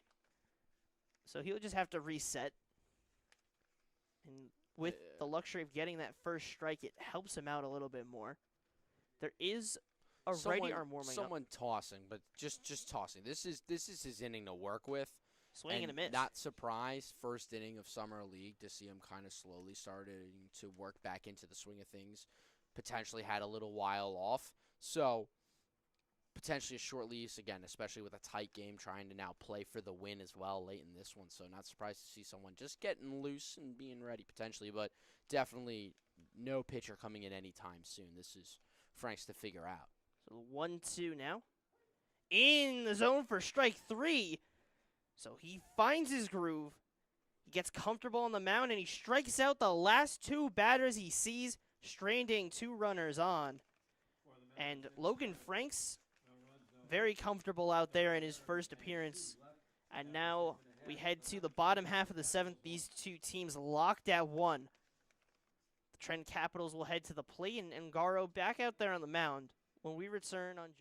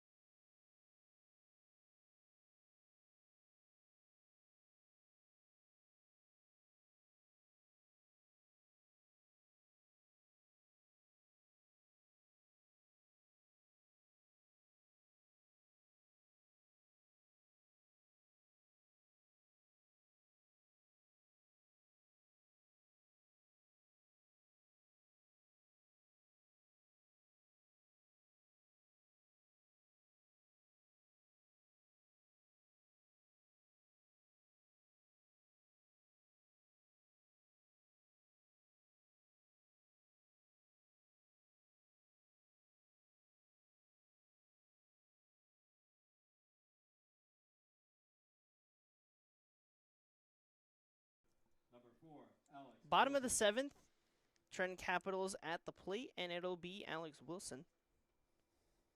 Came into the field and played center in the middle innings, and now we'll take his first at bat and see a strike from Anthony Ungaro.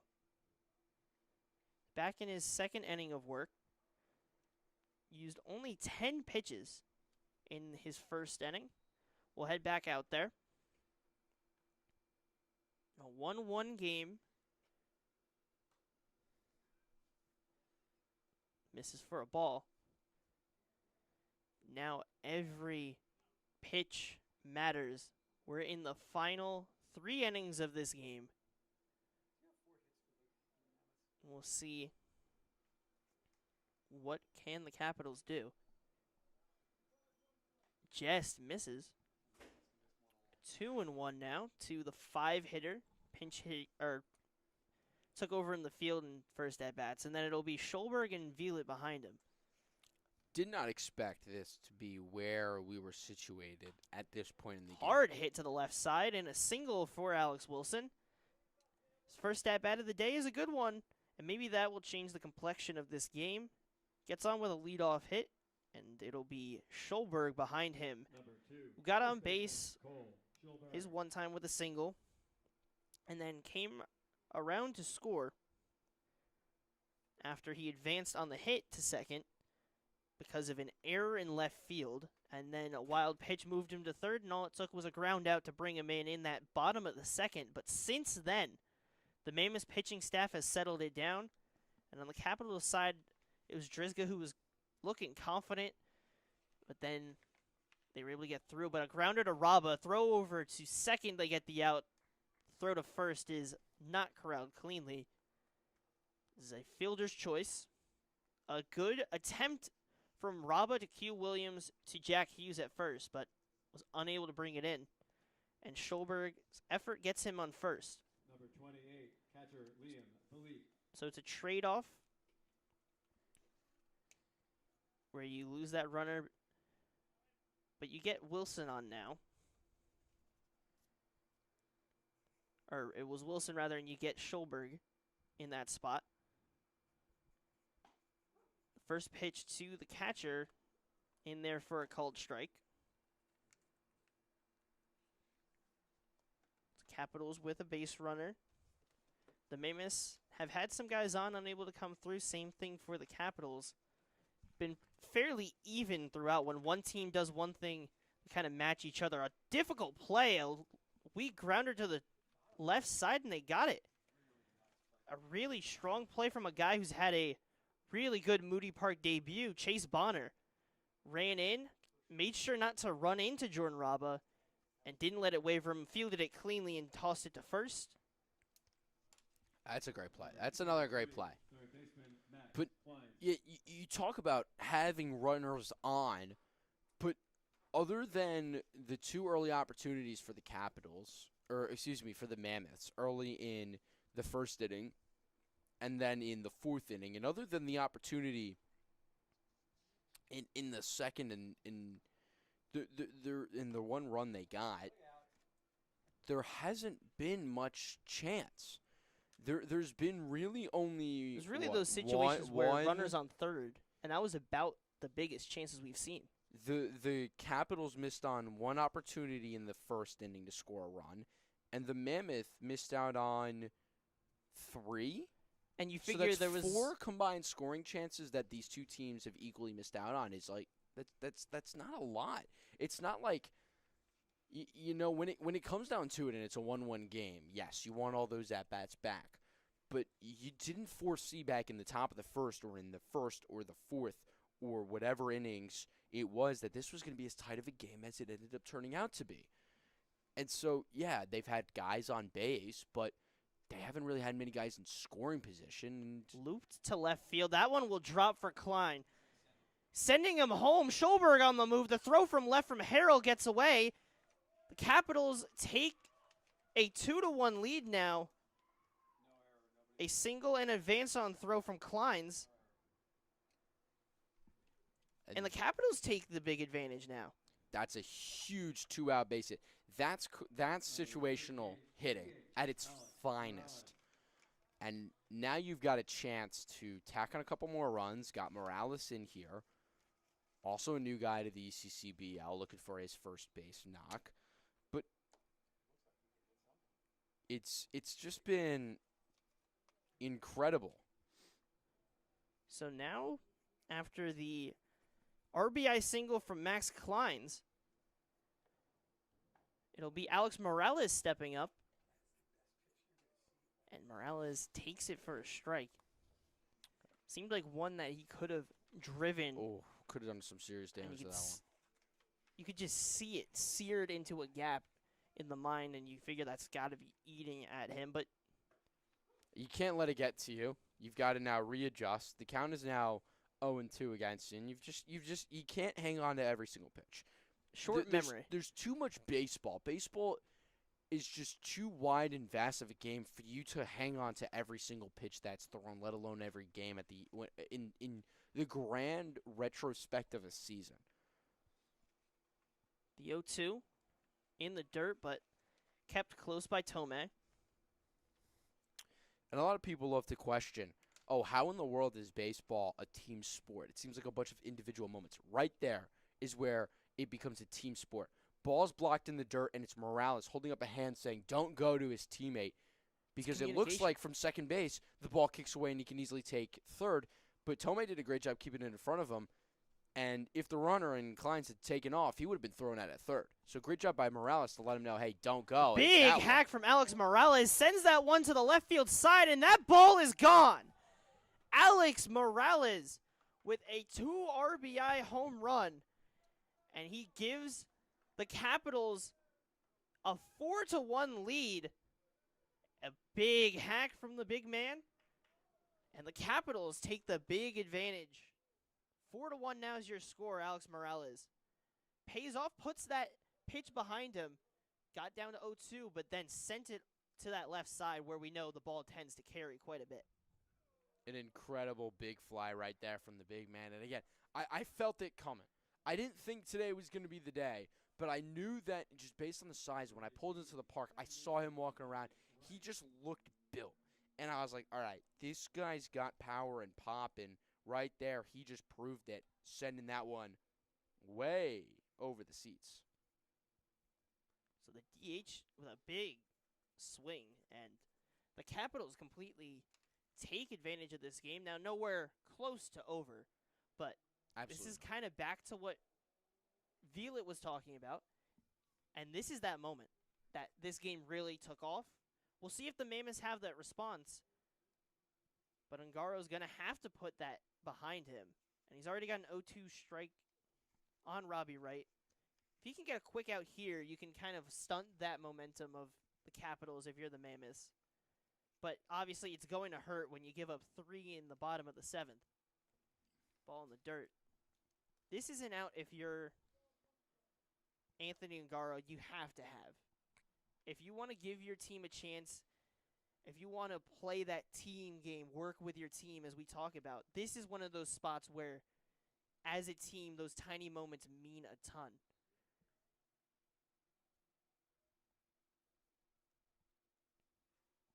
So Ungaro gets set. Misses high. If he can get Robbie Wright, sets himself up well, especially because Wright is in that 10 spot of the lineup. If you don't allow that top half to get back going, only help them. Called strike.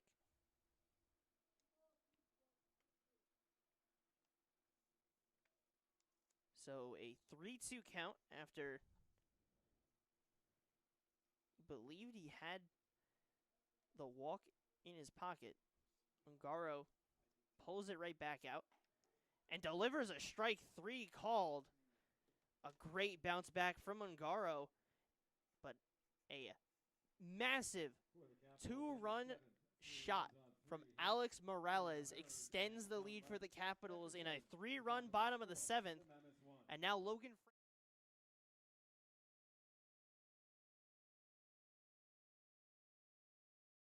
have their answer in this back and forth game. Find out when we come back on Jersey Baseball Nation.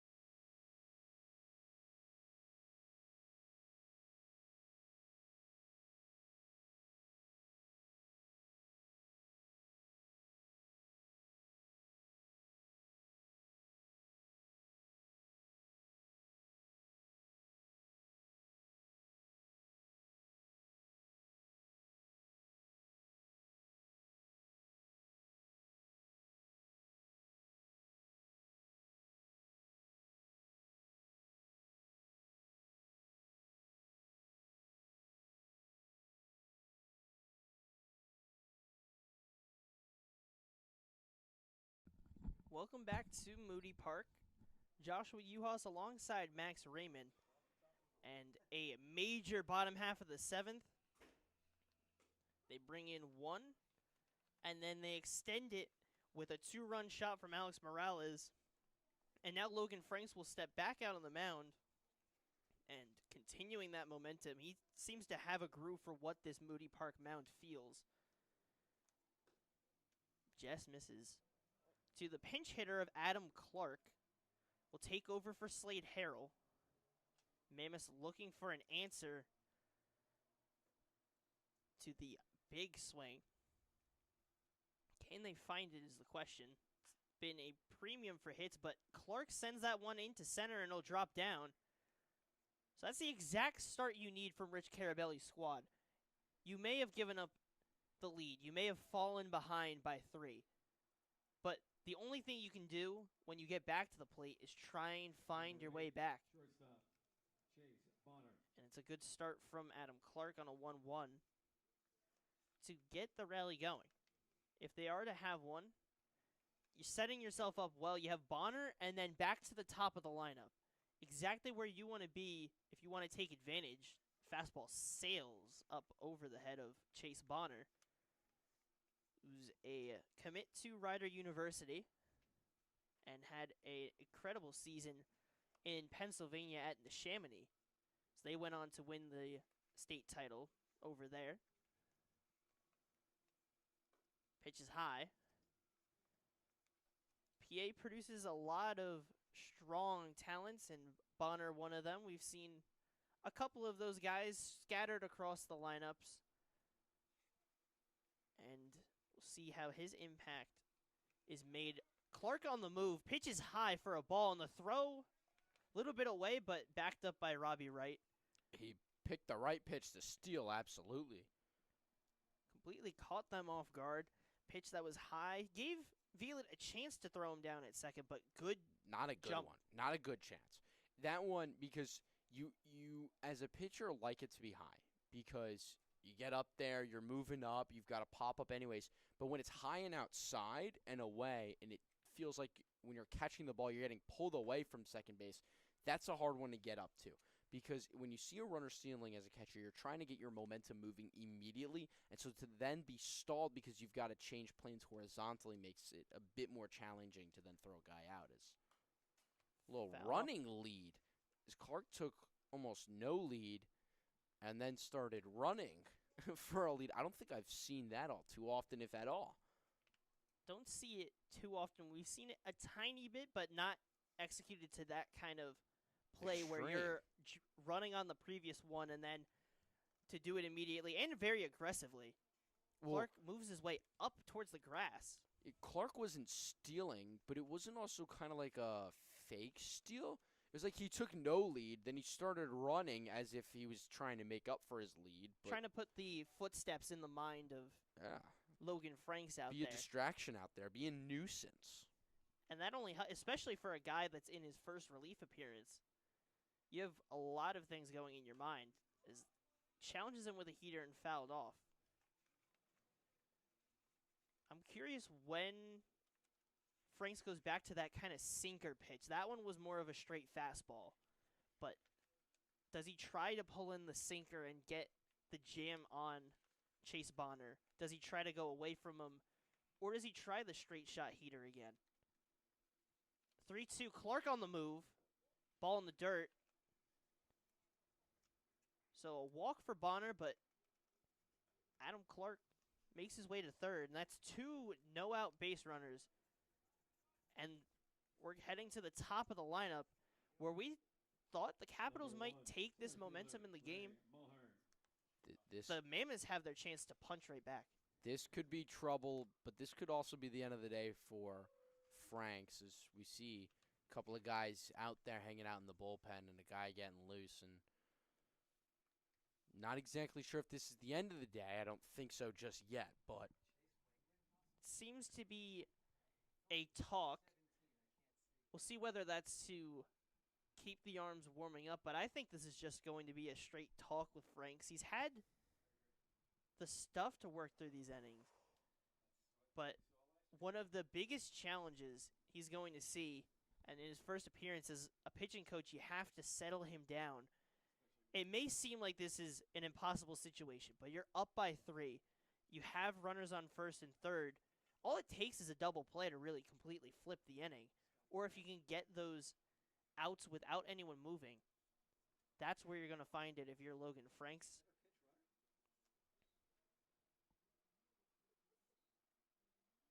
But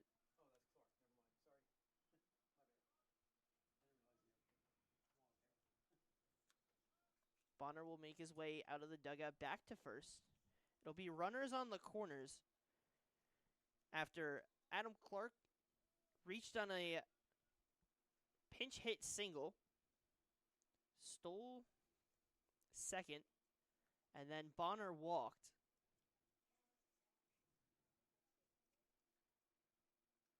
And on that walk was when Clark made his way to third. So Franks gets set on the mound. Nobody down with runners on the corners. And first pitch misses to Ray Mulhern. 1 for 3 on the day so far. A ground out, a line out to left field, and a single.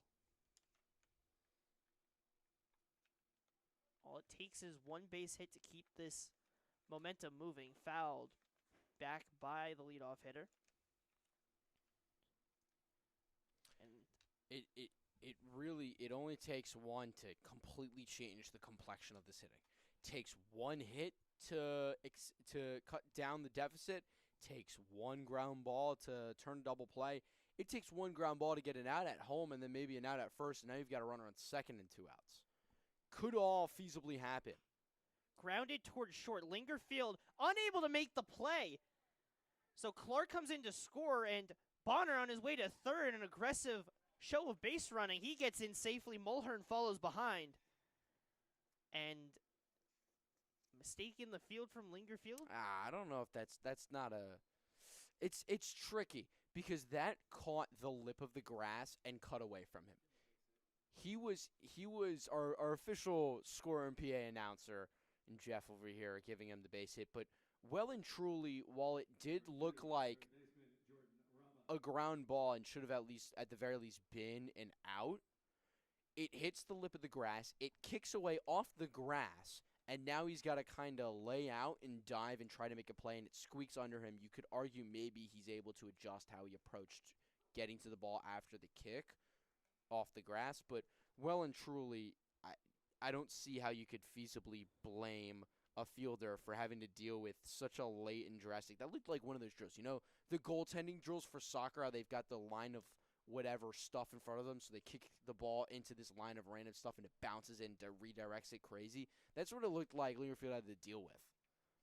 It wasn't an easy ball to make. It's one in his mind that he feels like he should have.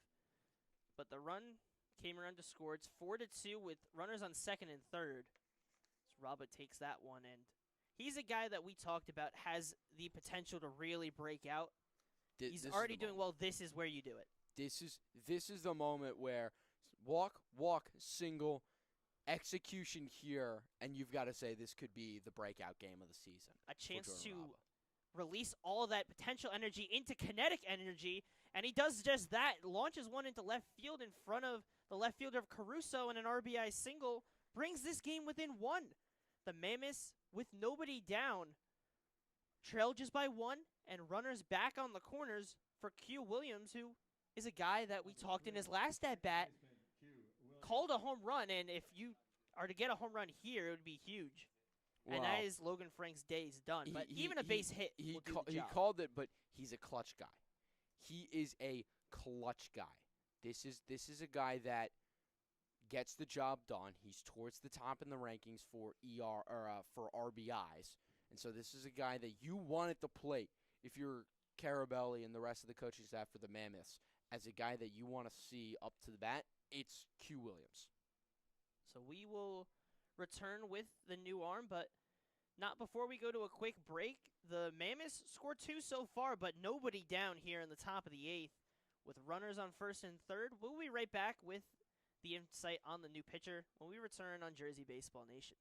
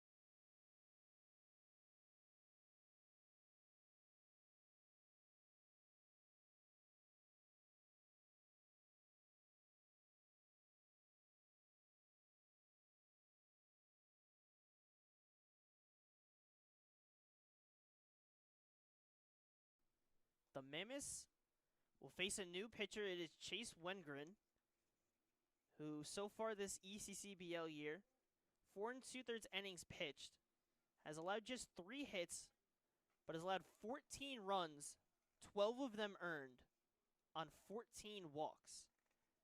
It's 23.14 ERA, a 3.64 whip.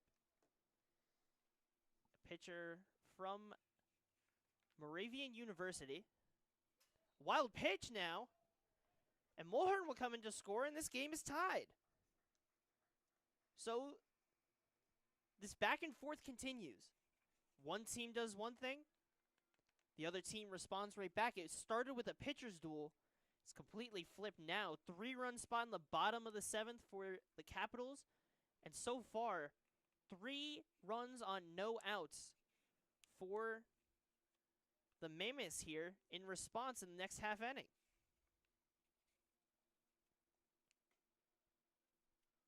And the thing is now it's not close to over.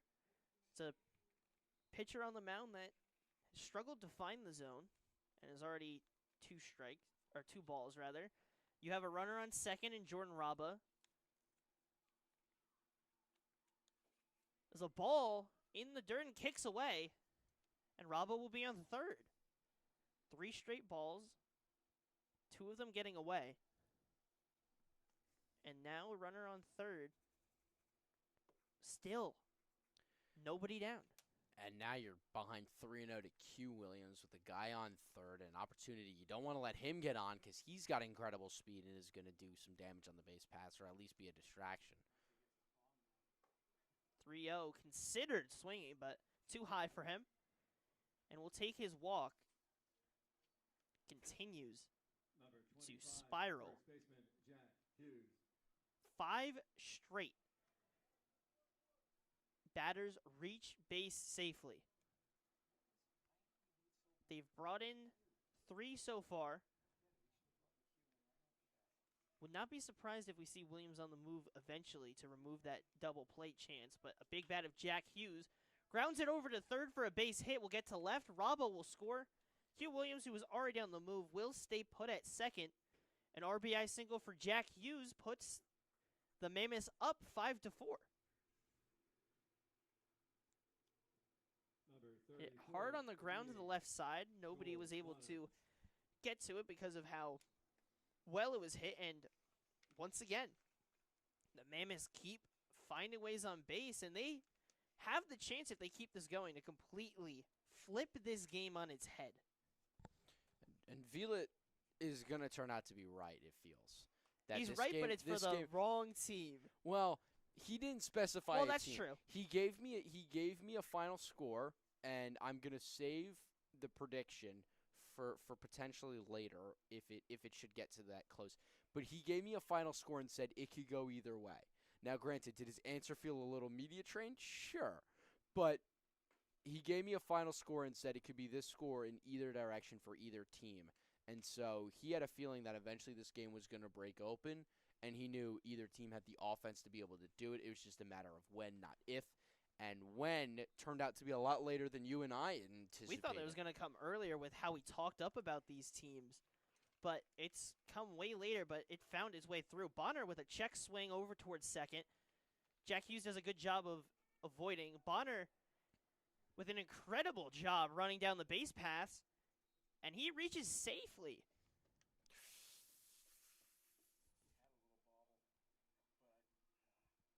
So We're going to give him a hit, and a great job there by Bonner getting down the base paths and really turning that into a play, if not for his speed and emphasis on getting down the base paths and running a full hard 90.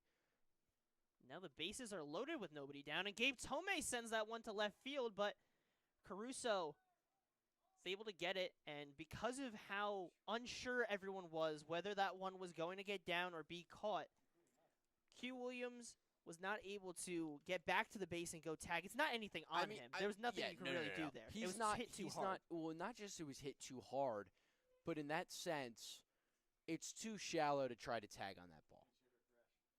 I understand as Buzz Gresh now steps in as a pitch hitter for Lucas Mullen. Number 30, Buzz Gresh. And he's a guy that has a big swing. A lot of people may say, "Oh, but Q Williams, especially with the speed, should have stayed at third and waited for that ball to be caught because if it drops in, he would have scored anyways." Gresh Sure, sends but that one to center field. Wilson will get to it. This time will be deep enough. Q Williams will come in to score. So comes around anyways, and the pinch hitter Buzz Gresh does his job and extends the lead. But that last batter, Tomei, that liner, it was too shallow. There was nothing you could do. He probably would have been thrown out. It was too close to really risk it. And as the Zinichi, Steve. additional run, as the helper run and not a leading run or tying run, it wasn't worth the risk. And Buzz Gresh immediately drove him home anyways. So no harm, no foul. But I'm not surprised to have seen Q Williams be held up and then he gets in. And now Zinichi Steve comes up to bat. So Zinichi Steve will get in the box and take a first pitch for a ball. So the Capitals do find their first and second outs, but they're at the cost of some more runs and just a complete lane slide of an inning. The Mammoths start this inning out base runner after base runner after base runner, finding every way they can on base. And they're able to plate 5 and still have 2 on. Steve hits it hard on the ground to third, fielded cleanly by Kleins and thrown over to first. He'll make the play, but not before the Mammoths score 5 and take a 6-4 lead. We'll head to the bottom half of the 8th. Ungaro will head back out there. For the Mammoths in the eighth. Do 5 runs the on 5 Capitals hits, now have 12 an answer? errors, and We'll 2 see when we left, come back on Jersey and Baseball 7 Nation. and a half.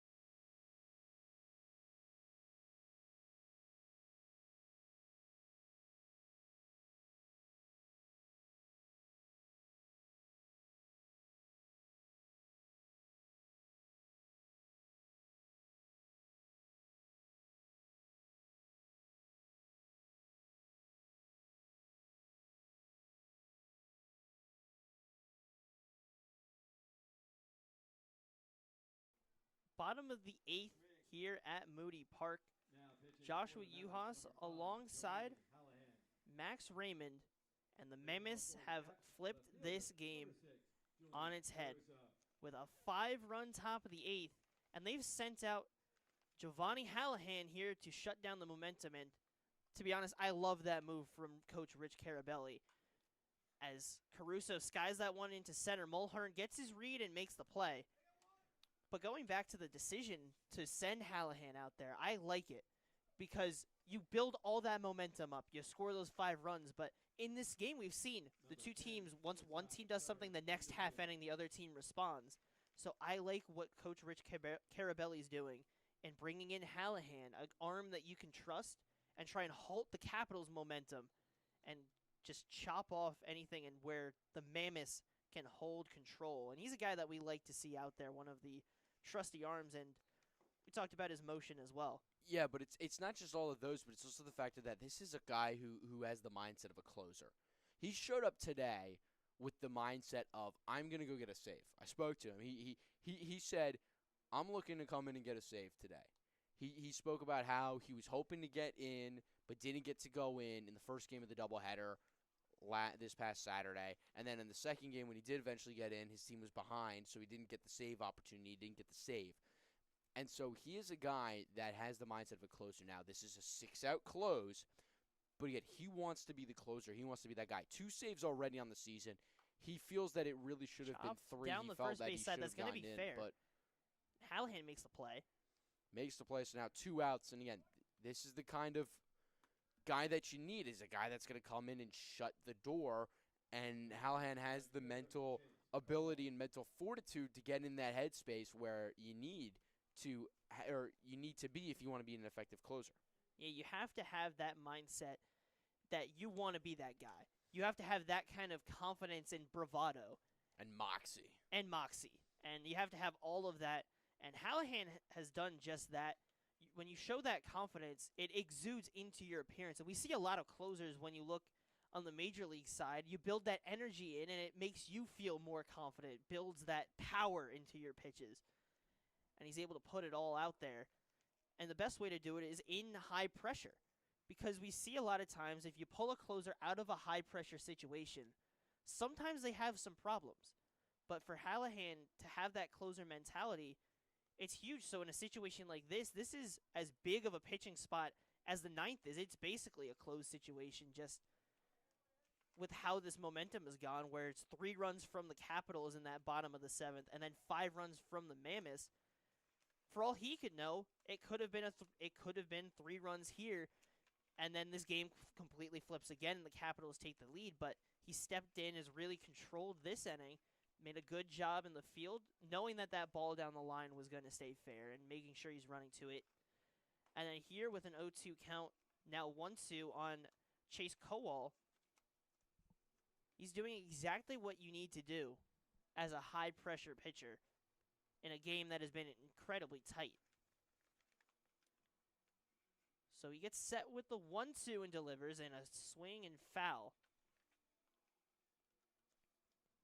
They do have Nick Garbusian warming up in the pen if he is to be needed. Ooh. So 2 of their big arms the Mammoths are turning to. Garbusian. And, I mean, you just look at this Mammoths team, and every game they play, no matter whether they're having a strong start or a slow start, they find ways to put themselves in positions to take wins. Garbusian's just an inning eater, though. He's got 15 innings in 3 games played this season. That is the most innings pitched by a single pitcher for the Mammoths. A lot of work for him. He started only 1 game. He has a 2-0 record, so if Garbusian does come in, he's just an inning eater. As, again, these 2 teams have to prepare for the fact that they're playing back-to-back days now. Because they're rain out Tuesday, they don't get that day off break. And so not surprised to see Hallahan in this game, but not surprised to see that he potentially might only go 1 inning. And in a kind of situation like this, it's almost like a doubleheader in a way for the midweek. Because you don't usually see it. Usually you're not having to do that with your pitchers until Saturday. And then even still, you're going with a Wednesday game, which feels weird, and then into a Thursday game, and then a doubleheader. Sure, there's that day in between, but it still doesn't fix what you have to do with your rotation, what you have to do with your pitchers. You have to put guys in different situations. And it's 4 games in 4 days, but it's 18 innings total amongst the 2 days as well that you've got to work through. Now, you did get a lot of innings out of your starter. You did get great innings out of your reliever, the next man in. So because you were able to do that and eat up a ton of work there with the 2 guys getting through 7, you got 5 innings and then 2 innings. It's great work. But look, you got to find a way to piece together these last innings. You look at the Capitals; they got 6 innings out of Drizga, but like. Then you got to piece together the back half of it. It's always, all right, what does the bullpen? And that's why we talk so much about working counts early in the game, trying to get the starting pitcher's pitch count up to then get him out of the game quickly. Because the bullpen sometimes tends to be the struggle factor. It's a lot harder when you've got to warm up quickly. You don't get to fully stretch out and loosen up and then get on the mound. And sometimes guys can struggle like that. And so that's just the importance of being able to work counts and do all of that. And these two teams will have a couple of matchups already this season just against each other. So a lot of experience for both of them, and foul ball there from Chris Salmon. And if any time for that big swing to come through, it would be off the bat of Chris Salmon. The runner Kowal on first, but a challenging pitcher to face in Giovanni Hallahan. The 2-2 delivery in the dirt. The Capitals have the tying run at the plate, but a 3-2 count and 2 down. Struggling to build that momentum back after surrendering the lead they built in that bottom of the 7th when they gave up 5 in the top of the 8th. And now have to find a way to put up 1 if they want to keep the momentum of scoring going. But a swing and a miss and a strikeout from Chris Salmon. He is not happy, and we have a bat break. Broke it across his knee. So not happy one bit. You don't see that too often in this league, but Salmon not happy.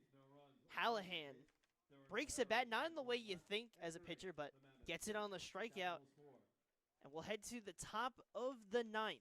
The Mammoths do their job to stunt the Caps' momentum, and they will head back to the plate, trying to continue on Jersey Baseball Nation.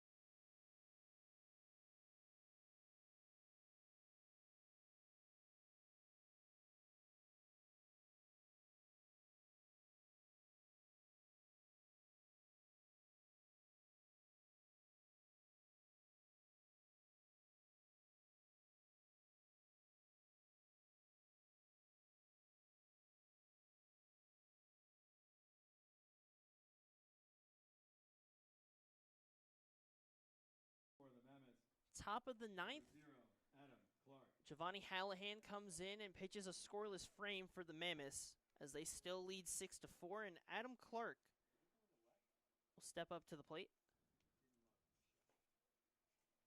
First pitch misses for a ball.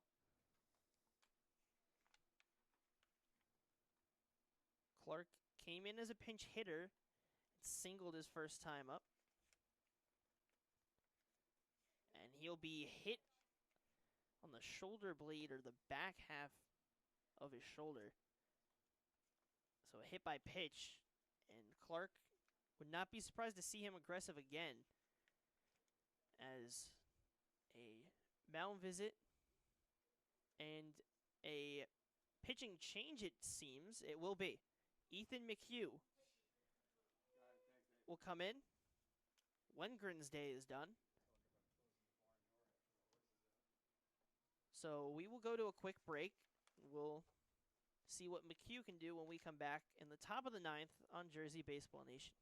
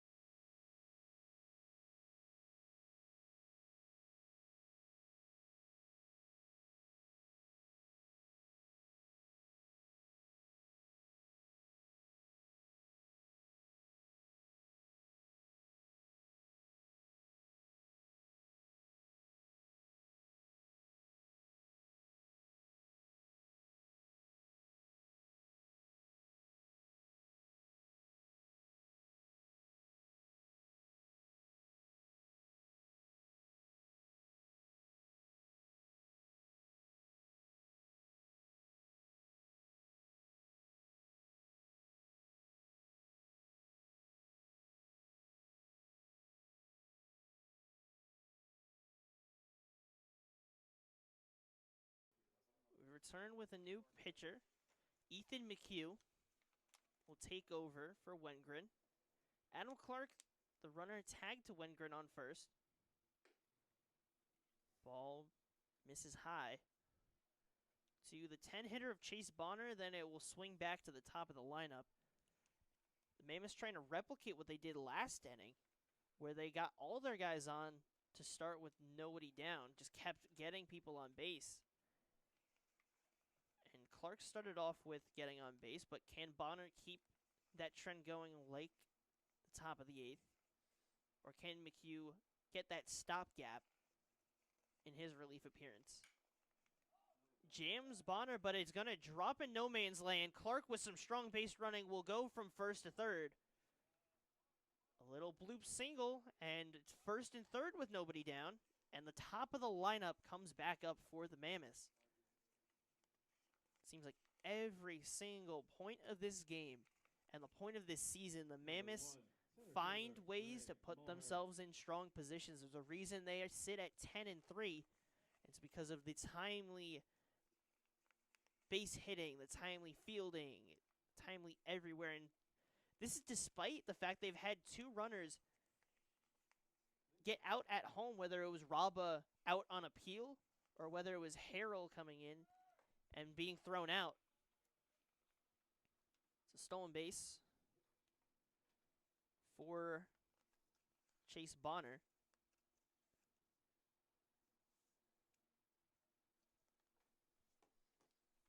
So runners on second and third with nobody down.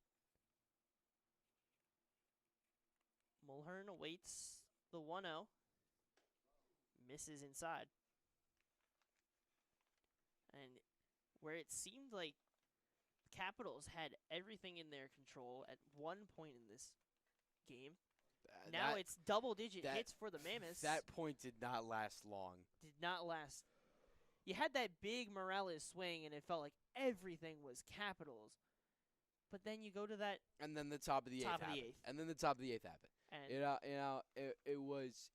It was, and then it wasn't in the blink of an eye. you have to feel for Morales. You have that big swing, And now it's going to get kind of overshadowed. It'll probably still get highlighted on Jersey Baseball. It'll still be a big moment in this game. Probably get a little clip and a shout out maybe there, but yeah, it just felt like everything was going Capitals, and then the top of the 8th happened. And the Mammoths took it Frank back. went out there and struggled a little bit, and then they sent out Wemgren and he struggled a bit. And you look at this game, it's even the same trend when you look at the first half. It felt like it was all Danny Drizga all the way. And then the Mammoths found a way to get in the latter half of that part. And then you jump to the second part of the game, the 6th, 7th, and 8th. Seemed like the Capitals took advantage in that middle part, and then the score there. So at multiple points in this game, the Mammoths have lost momentum and then brought it right back. Ground out to second. Robbie Wright makes the play. The run will come in to score. They extend their lead to 3. But the Capitals do find the first out. Number 2, third baseman, Jordan Rama. Wasn't fielded perfectly by Wright, but he got the play over, and there was no way they were ever going to have a chance at anything else other than that out at first. And now it'll be Jordan Raba. Takes the first pitch for a strike. So far in the day, he started with 2 walks. But then in his third and fourth at-bats, both singles to opposite sides, left and then right. In order to complete that trifecta, he has to send one up the middle. And that would add another RBI to his tally. But he looks at a 2-strike count against Ethan McHugh. The pitch grounded to second. Fielded cleanly by right. He'll underhand toss to first for an easy out. Looks down the runner at third to ensure he has nowhere to go. But the second out of the inning. Number 3, second baseman, Q Williams. And Q Williams will step up. Struck out looking his first appearance. Reached on an error in his second. Grounded out his third and walked his fourth. Called strike to start his at-bat.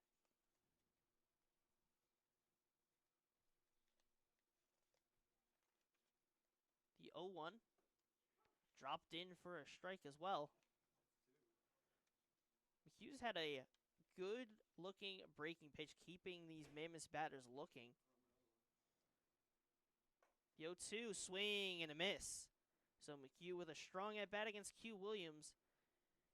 Capitals trail by 3 after the Mammoths add on another run.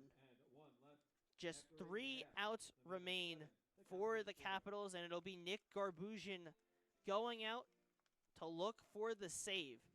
We'll be right back for the bottom half of the 9th. Do the Capitals have a rally in them? We'll find out next on Jersey Baseball Nation.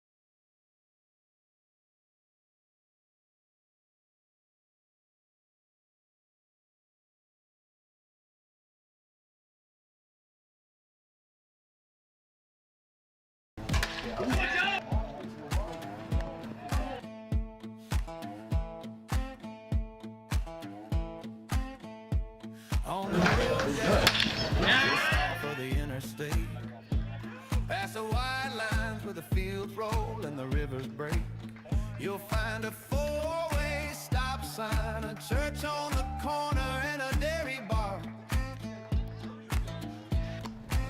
Right in the middle of nowhere, it's the middle of everything I know.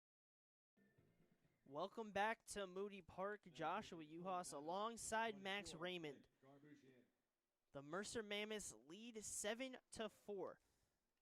Backed by a 5-run top of the 8th in a no-out rally. And in the top of the 9th, they extend their lead after Giovanni Hallahan had a strong hold in the 8th. And it'll be Nick Garbusian looking for the save. Nick Garbusian is an inning eater. 15 innings pitched so far this season in ERA 3.60, only 6 earned runs allowed. He's struck out 12 guys, walked 6. He has thrown in 3 games. He's only started 1. He just eats innings. That's just what he does. And in a situation where you need a guy to go out there and simply just record outs, because quite frankly, you got a game tomorrow, and then in 2 days you've got 14 innings of baseball at a most likely minimum that you're going to have to work through. At a minimum, you have 10 innings of baseball that you've got to figure out how to deal with. In there for a strike. No surprise to see them keeping one of their hotter pitchers in Giovanni Hallahan, getting him at least out there, but not making him work too much today.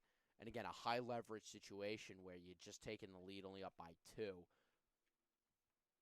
I mean, it's so huge with what the Mammoths are able to do with the game, because he comes in, stunts the Capitals, and then you add on another run because of it. Yeah, the big thing, and this is what Coach Carabelli was looking at, was that the guy in the game in Ungaro had just given up 3 runs, including a 2-run home run.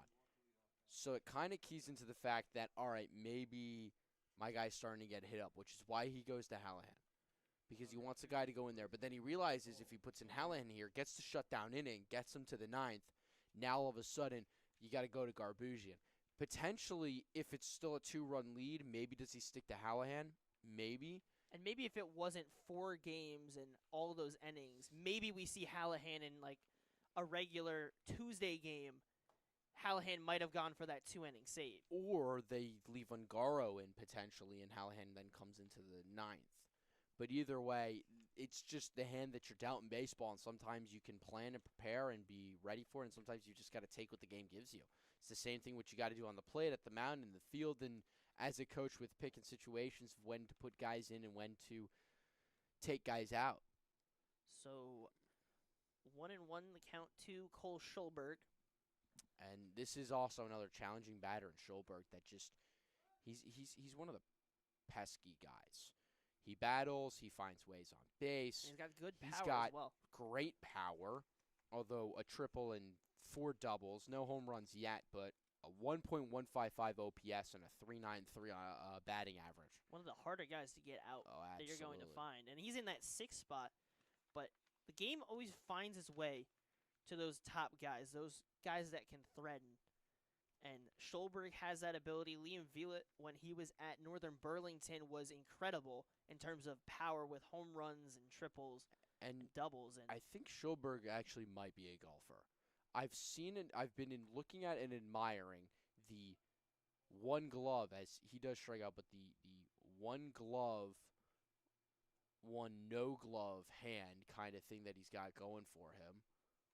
But strikeout. It'll be a strikeout. And did he just get tossed? Number 28, catcher I'm Liam Bully. Not sure what happened. We're not there. totally sure, but He was writing. the ump was writing something down. But Schulberg, I just noticed when he grips the bat, he does the pinkies Oh, he interlocking interlocks them. like you're golfing. So the one glove choice is a golfing thing. Now, traditionally, it is assumed that baseball players who play golf screw up their baseball swing. I guess he's a guy that doesn't. Derek Jeter were begged to differ otherwise, written in his child book series about how he Word. how he struggled when he learned to golf. But I think someone did get ejected. Think so, because the game is stopped and He's waiting for him taking to a lead look. the At least something was I coming out of that Capitals dugout. I think Schulberg might have just got tossed. And I think Schulberg's collecting his gear. This is So our first ejection, is this our first ejection of the season? having the pitcher warm up. So I believe they are waiting for him to leave. Was it something maybe he said? Because I didn't see a gesture. So my thought is maybe, and sometimes I'm not sure. So and folks at home, if you missed it, this is why we're confused. Is that Schulberg struck out swinging and then just started walking back to the dugout? Maybe he said something is what we're I'm trying to thinking figure out. something he But might have said. He turned around and it wasn't like he showed up the ump. It wasn't like he struck out looking and yelled Yep, at the there ump. he But is with there his he bag. goes. He's leaving. He collected his stuff and he got tossed. And we will happily try and not happily, but we will try and figure out what happened post game. But An ejection wow. in the ECCBL. all But right, we'll get back to action. an Garbusian immediate still strike. in a big spot and gets a strike. Needed that one. What a crazy thing to happen here, but we'll see how it ends up playing out with The Wilson the runner on madness first. continues. There's always something happening here at Moody Park, and we thought this was going to be a high-scoring, crazy game, but we've seen some crazy things across. Whether it was the appeal to third, where Raba, we thought he had come in to score, but it turns out he may not have touched third, and then also some strong throws that have thrown some runners out, and then now the frustration being released out from Cole Schulberg that leads to his ejection. The first one, at least to our knowledge of the season. Mind-boggling. I am baffled. So Liam Vielet in a 3-1 count, though, and if he gets on, the tying run would be at the plate. So 3-1. Breaking now. pitch. Just misses it. Broke very hard where Vielet thought it was going to hit him. Moved his way closer to the zone, but ends up being a ball. Walks the catcher, and you'll see a talk to Nick Garbusian. I guess Schulberg said the magic word. It seems it's It must have been We- some magical award. we'll do our investigative work and figure out what went down post game. But I get to practice this fall. I'm taking investigative journalism, so I get Ooh. to practice my investigative journalism right you here. get a little bit of a head start. I Maybe bring do. that into class as a little case study. I might. I just might. We'll see what my professor asks of me, but I just might get. I'm gonna get some experience in my investigative journalism as we figure it out. But right now, Nick Garbusian has to figure out how he's gonna close out this game. He's got first and second, one out. And has to have a short memory. Absolutely. Well, the emphasis has got to be on strike three. That's what you've got to think is going to be the emphasis. With a 3-run lead, the batter at the plate still has to beat you. So if I'm Nick Garbusian, I'm almost ignoring the base runners and fully focusing on the batter at the plate. I wouldn't even look at the base runners. In the grand I scheme, might, they really but- don't matter too much. Grounded hard on the ground, and Max Kleins has a single, and runners will stay put, station to station. And a dangerous spot the Capitals are now threatening. And a bat that already has had a massive swing. Does he have another one in him? Number 30, It's Alex Morales. Morales. Alex Morales. Hit a 2-run homer or 3-run homer rather. Big swing that he had that sent it over the wall. Part of that 3-run inning, it was the 2-run shot after they got a run earlier that inning. Garbusian misses outside. This is a bat you have to be careful, but the problem is you don't want to be too careful because there's nowhere for him to go, and you don't want that momentum to spiral. No, if you're Nick Garbusian, you've just got to be confident that you're a better pitcher than. Back to that bravado as a closer. You hate to say it, but you've got to have a mindset of I'm better than Ungaro, and I'm just gonna K this guy up. Is what you've got to have And a they're like, mindset I'm of. better than the hitter. He can't do it against. If That I too, show him my especially. best stuff, he's not going to do anything with That it. was a pretty nice looking pitch. And it's hard to have that mindset, especially when you get put in a bases loaded situation with one down. It's hard to have that confidence still, but that's something you have to have if you want to close games out. And why getting the save or getting the final out can be so difficult. Because teams will always find a way to fight. No matter what, they always will have that drive, whether the score is high or whether the score is low. It's still that same intensity. And just the history in this game makes it even more tense when you have Morales up. And then the possibility that the top of the lineup could swing back up. But his focus has to be on Morales. 2-1 in there for a called strike. You won't find a bigger moment than right here. Alex Wilson is the runner on third, Liam Velet the runner on second, and Max Kleins the runner on first. And Alex Morales had a 2-run shot earlier this game. Faces a 2-2 count and couldn't script it really any better for tension. A full count. 3-2, bases loaded with 1 out. Baseball finds its way to weave narratives throughout games where we've talked about a couple of them throughout this game, but this is another section of this game. And the fact that it's the guy that hit the homer earlier in a 3-2 Math count says with the bases loaded. Math says the pitcher wins this battle, but of We'll course, see if that baseball's not played on paper. ends up paying off. 3-2, and it catches inside. Morales will reach base, whether it was hit him or not. It was a ball. He'll make his way over, and that's a run in to score. Wilson scores. Morales an RBI walk. So now everyone moves the station over, and it is the 10-hitter Second baseman. of Robbie Wright. Was hit by a pitch his first time and is struck out swinging and looking his last 2. Robbie Wright, is he the right guy in this situation? Is he the right answer in To the the right question. moment?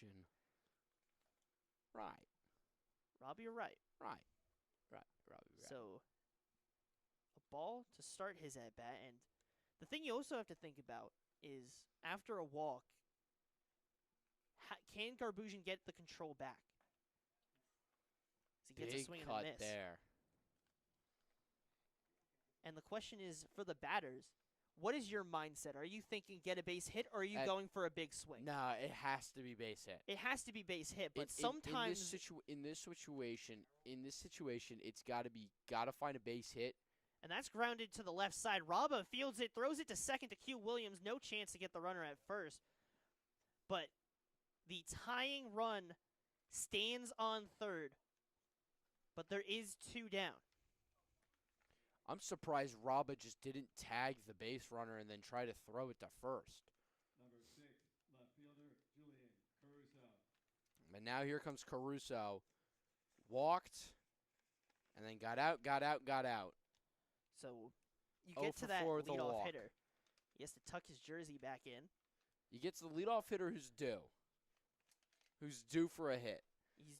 He's due for a hit. He's due for a hit. And He's reached Garbuzin base, but this is going to be a real challenge for hold Garbuzin. on. First pitch is in for a called strike. Now every single pitch matters. And if you're the runner on third of Kleins, you have to be smart. If anything gets past, you have a chance to come in and be that tying run. And for Garbuzin, you have to keep it up. You cannot let that ball get in the dirt. But a big swing. Big breaker right there. That ball moved so beautifully and now ahead 0-2, and this is the moment. If I'm Garbuzin, I'm throwing a fastball right here. I'm throwing a fastball in the upper half of the zone, but I'm throwing it for a strike because you want to get the out right here, and while you don't want to throw something too good, I still think you got to pound the zone. The 0-2 popped up and foul. Went to another curve. Hung up a little bit on that one, but I still think that in this situation, you don't want to go too high because a lot of times you throw a ball and now you might try to get a little too finicky. I would throw something that looks good and is good. If not a strike, is close enough where you might be able to get, just above the zone or something that's going to clip the top of the zone and might get you that strike 3 look. Because you could get that chase. But 0-2 with runners on the corners, the Mammoths lead 7-6. The pitch fouled off. And that's the battle we're going to have to see. For Caruso, you have to do everything you can, and he spoils a good pitch there. How many good pitches can you spoil, whether it's a heater or we've seen the curveball this at-bat? I would go another fastball a little higher, and if you don't get it a ring up, I'd go one more fastball a bit higher than that, and then I'd go change up down and away. Or down and in, excuse me, because of a lefty. The 0-2. One with Breaker the curve. misses outside. Excuse me, it would be. I would go with my circle change, which would go down and away from a lefty, but he loves his curveball, and missing it on that one. Maybe you might want to go for a back foot breaker that is a curveball or a breaking ball that is targeted at the back foot of the hitter. So the 1-2 from Garbuzin misses outside. But right there, that pitch right there is the reason why you get 0-2, and I'm so nervous to see a pitcher throw a ball. Because usually after a ball, sometimes they then, because they're aiming out of the zone, all of a sudden now they're calibrated out of the zone, and one ball turns to 2 turns into 3, and an 0-2 turns into a walk. 2-2, grounded to the third base side. Jordan Raba fields it, throws over to first, and Hughes makes the catch. The Mercer Mammoths survive the 9th inning threat from the Capitals. A real back and forth matchup between the Mercer Mammoths and the Trenton Capitals. It felt like one time in the game it was going to go one way. Danny Drizgo was dealing on the mound, held a no-hitter for a good chunk of this game. But then it was a 6th inning that they got a run off of Drizgo. And that's where it really changed, where the Mammoths felt like, okay, we can get these bats going. We can get guys on base. We can start this kind of rally going. But it was in that bottom of the 7th, the Capitals scored 3. But then the Mammoths answered. And that was the biggest shift of this game. When they, after giving up a 2-run homer to Alex Morales, what did they do? They went with 5 or 6 straight guys in the top of the 8th inning, getting on with nobody out, scoring 5 runs in that inning. And then in the bottom of the 8th, maybe one of the biggest points is Giovanni Hallahan coming in, stunt that momentum. And then you add on the extra insurance run in the top of the 9th, and that proved to be the most important thing in this game was Hallahan into getting that insurance run. And then you get in this bottom half. Garbusian struggles to get that last out, but he's able to find the answer. Yeah, that's just baseball, Susan. as I quote the great John Sterling, may he rest in peace. That's baseball, Susan, and that's just how it goes. Sometimes it goes your way, and sometimes the ball just bounces against you. And we've seen some rough bounces on this incredibly challenging field, but at the end of the day, that's how she goes. So, a stunner of a game here. Back and forth, an incredible show between Pete Muller and Rich Carabelli's squads, but the Mercer Mammoths prevail 7-6, and they advance to 11-3 on the season. The Trent Capitals fall to 4-11, but thank you for following along with our coverage. Joshua Uhas, your play-by-play commentator for the day, alongside Max Raymond. We leave you from Moody Park. Thank you for following another game at Moody Park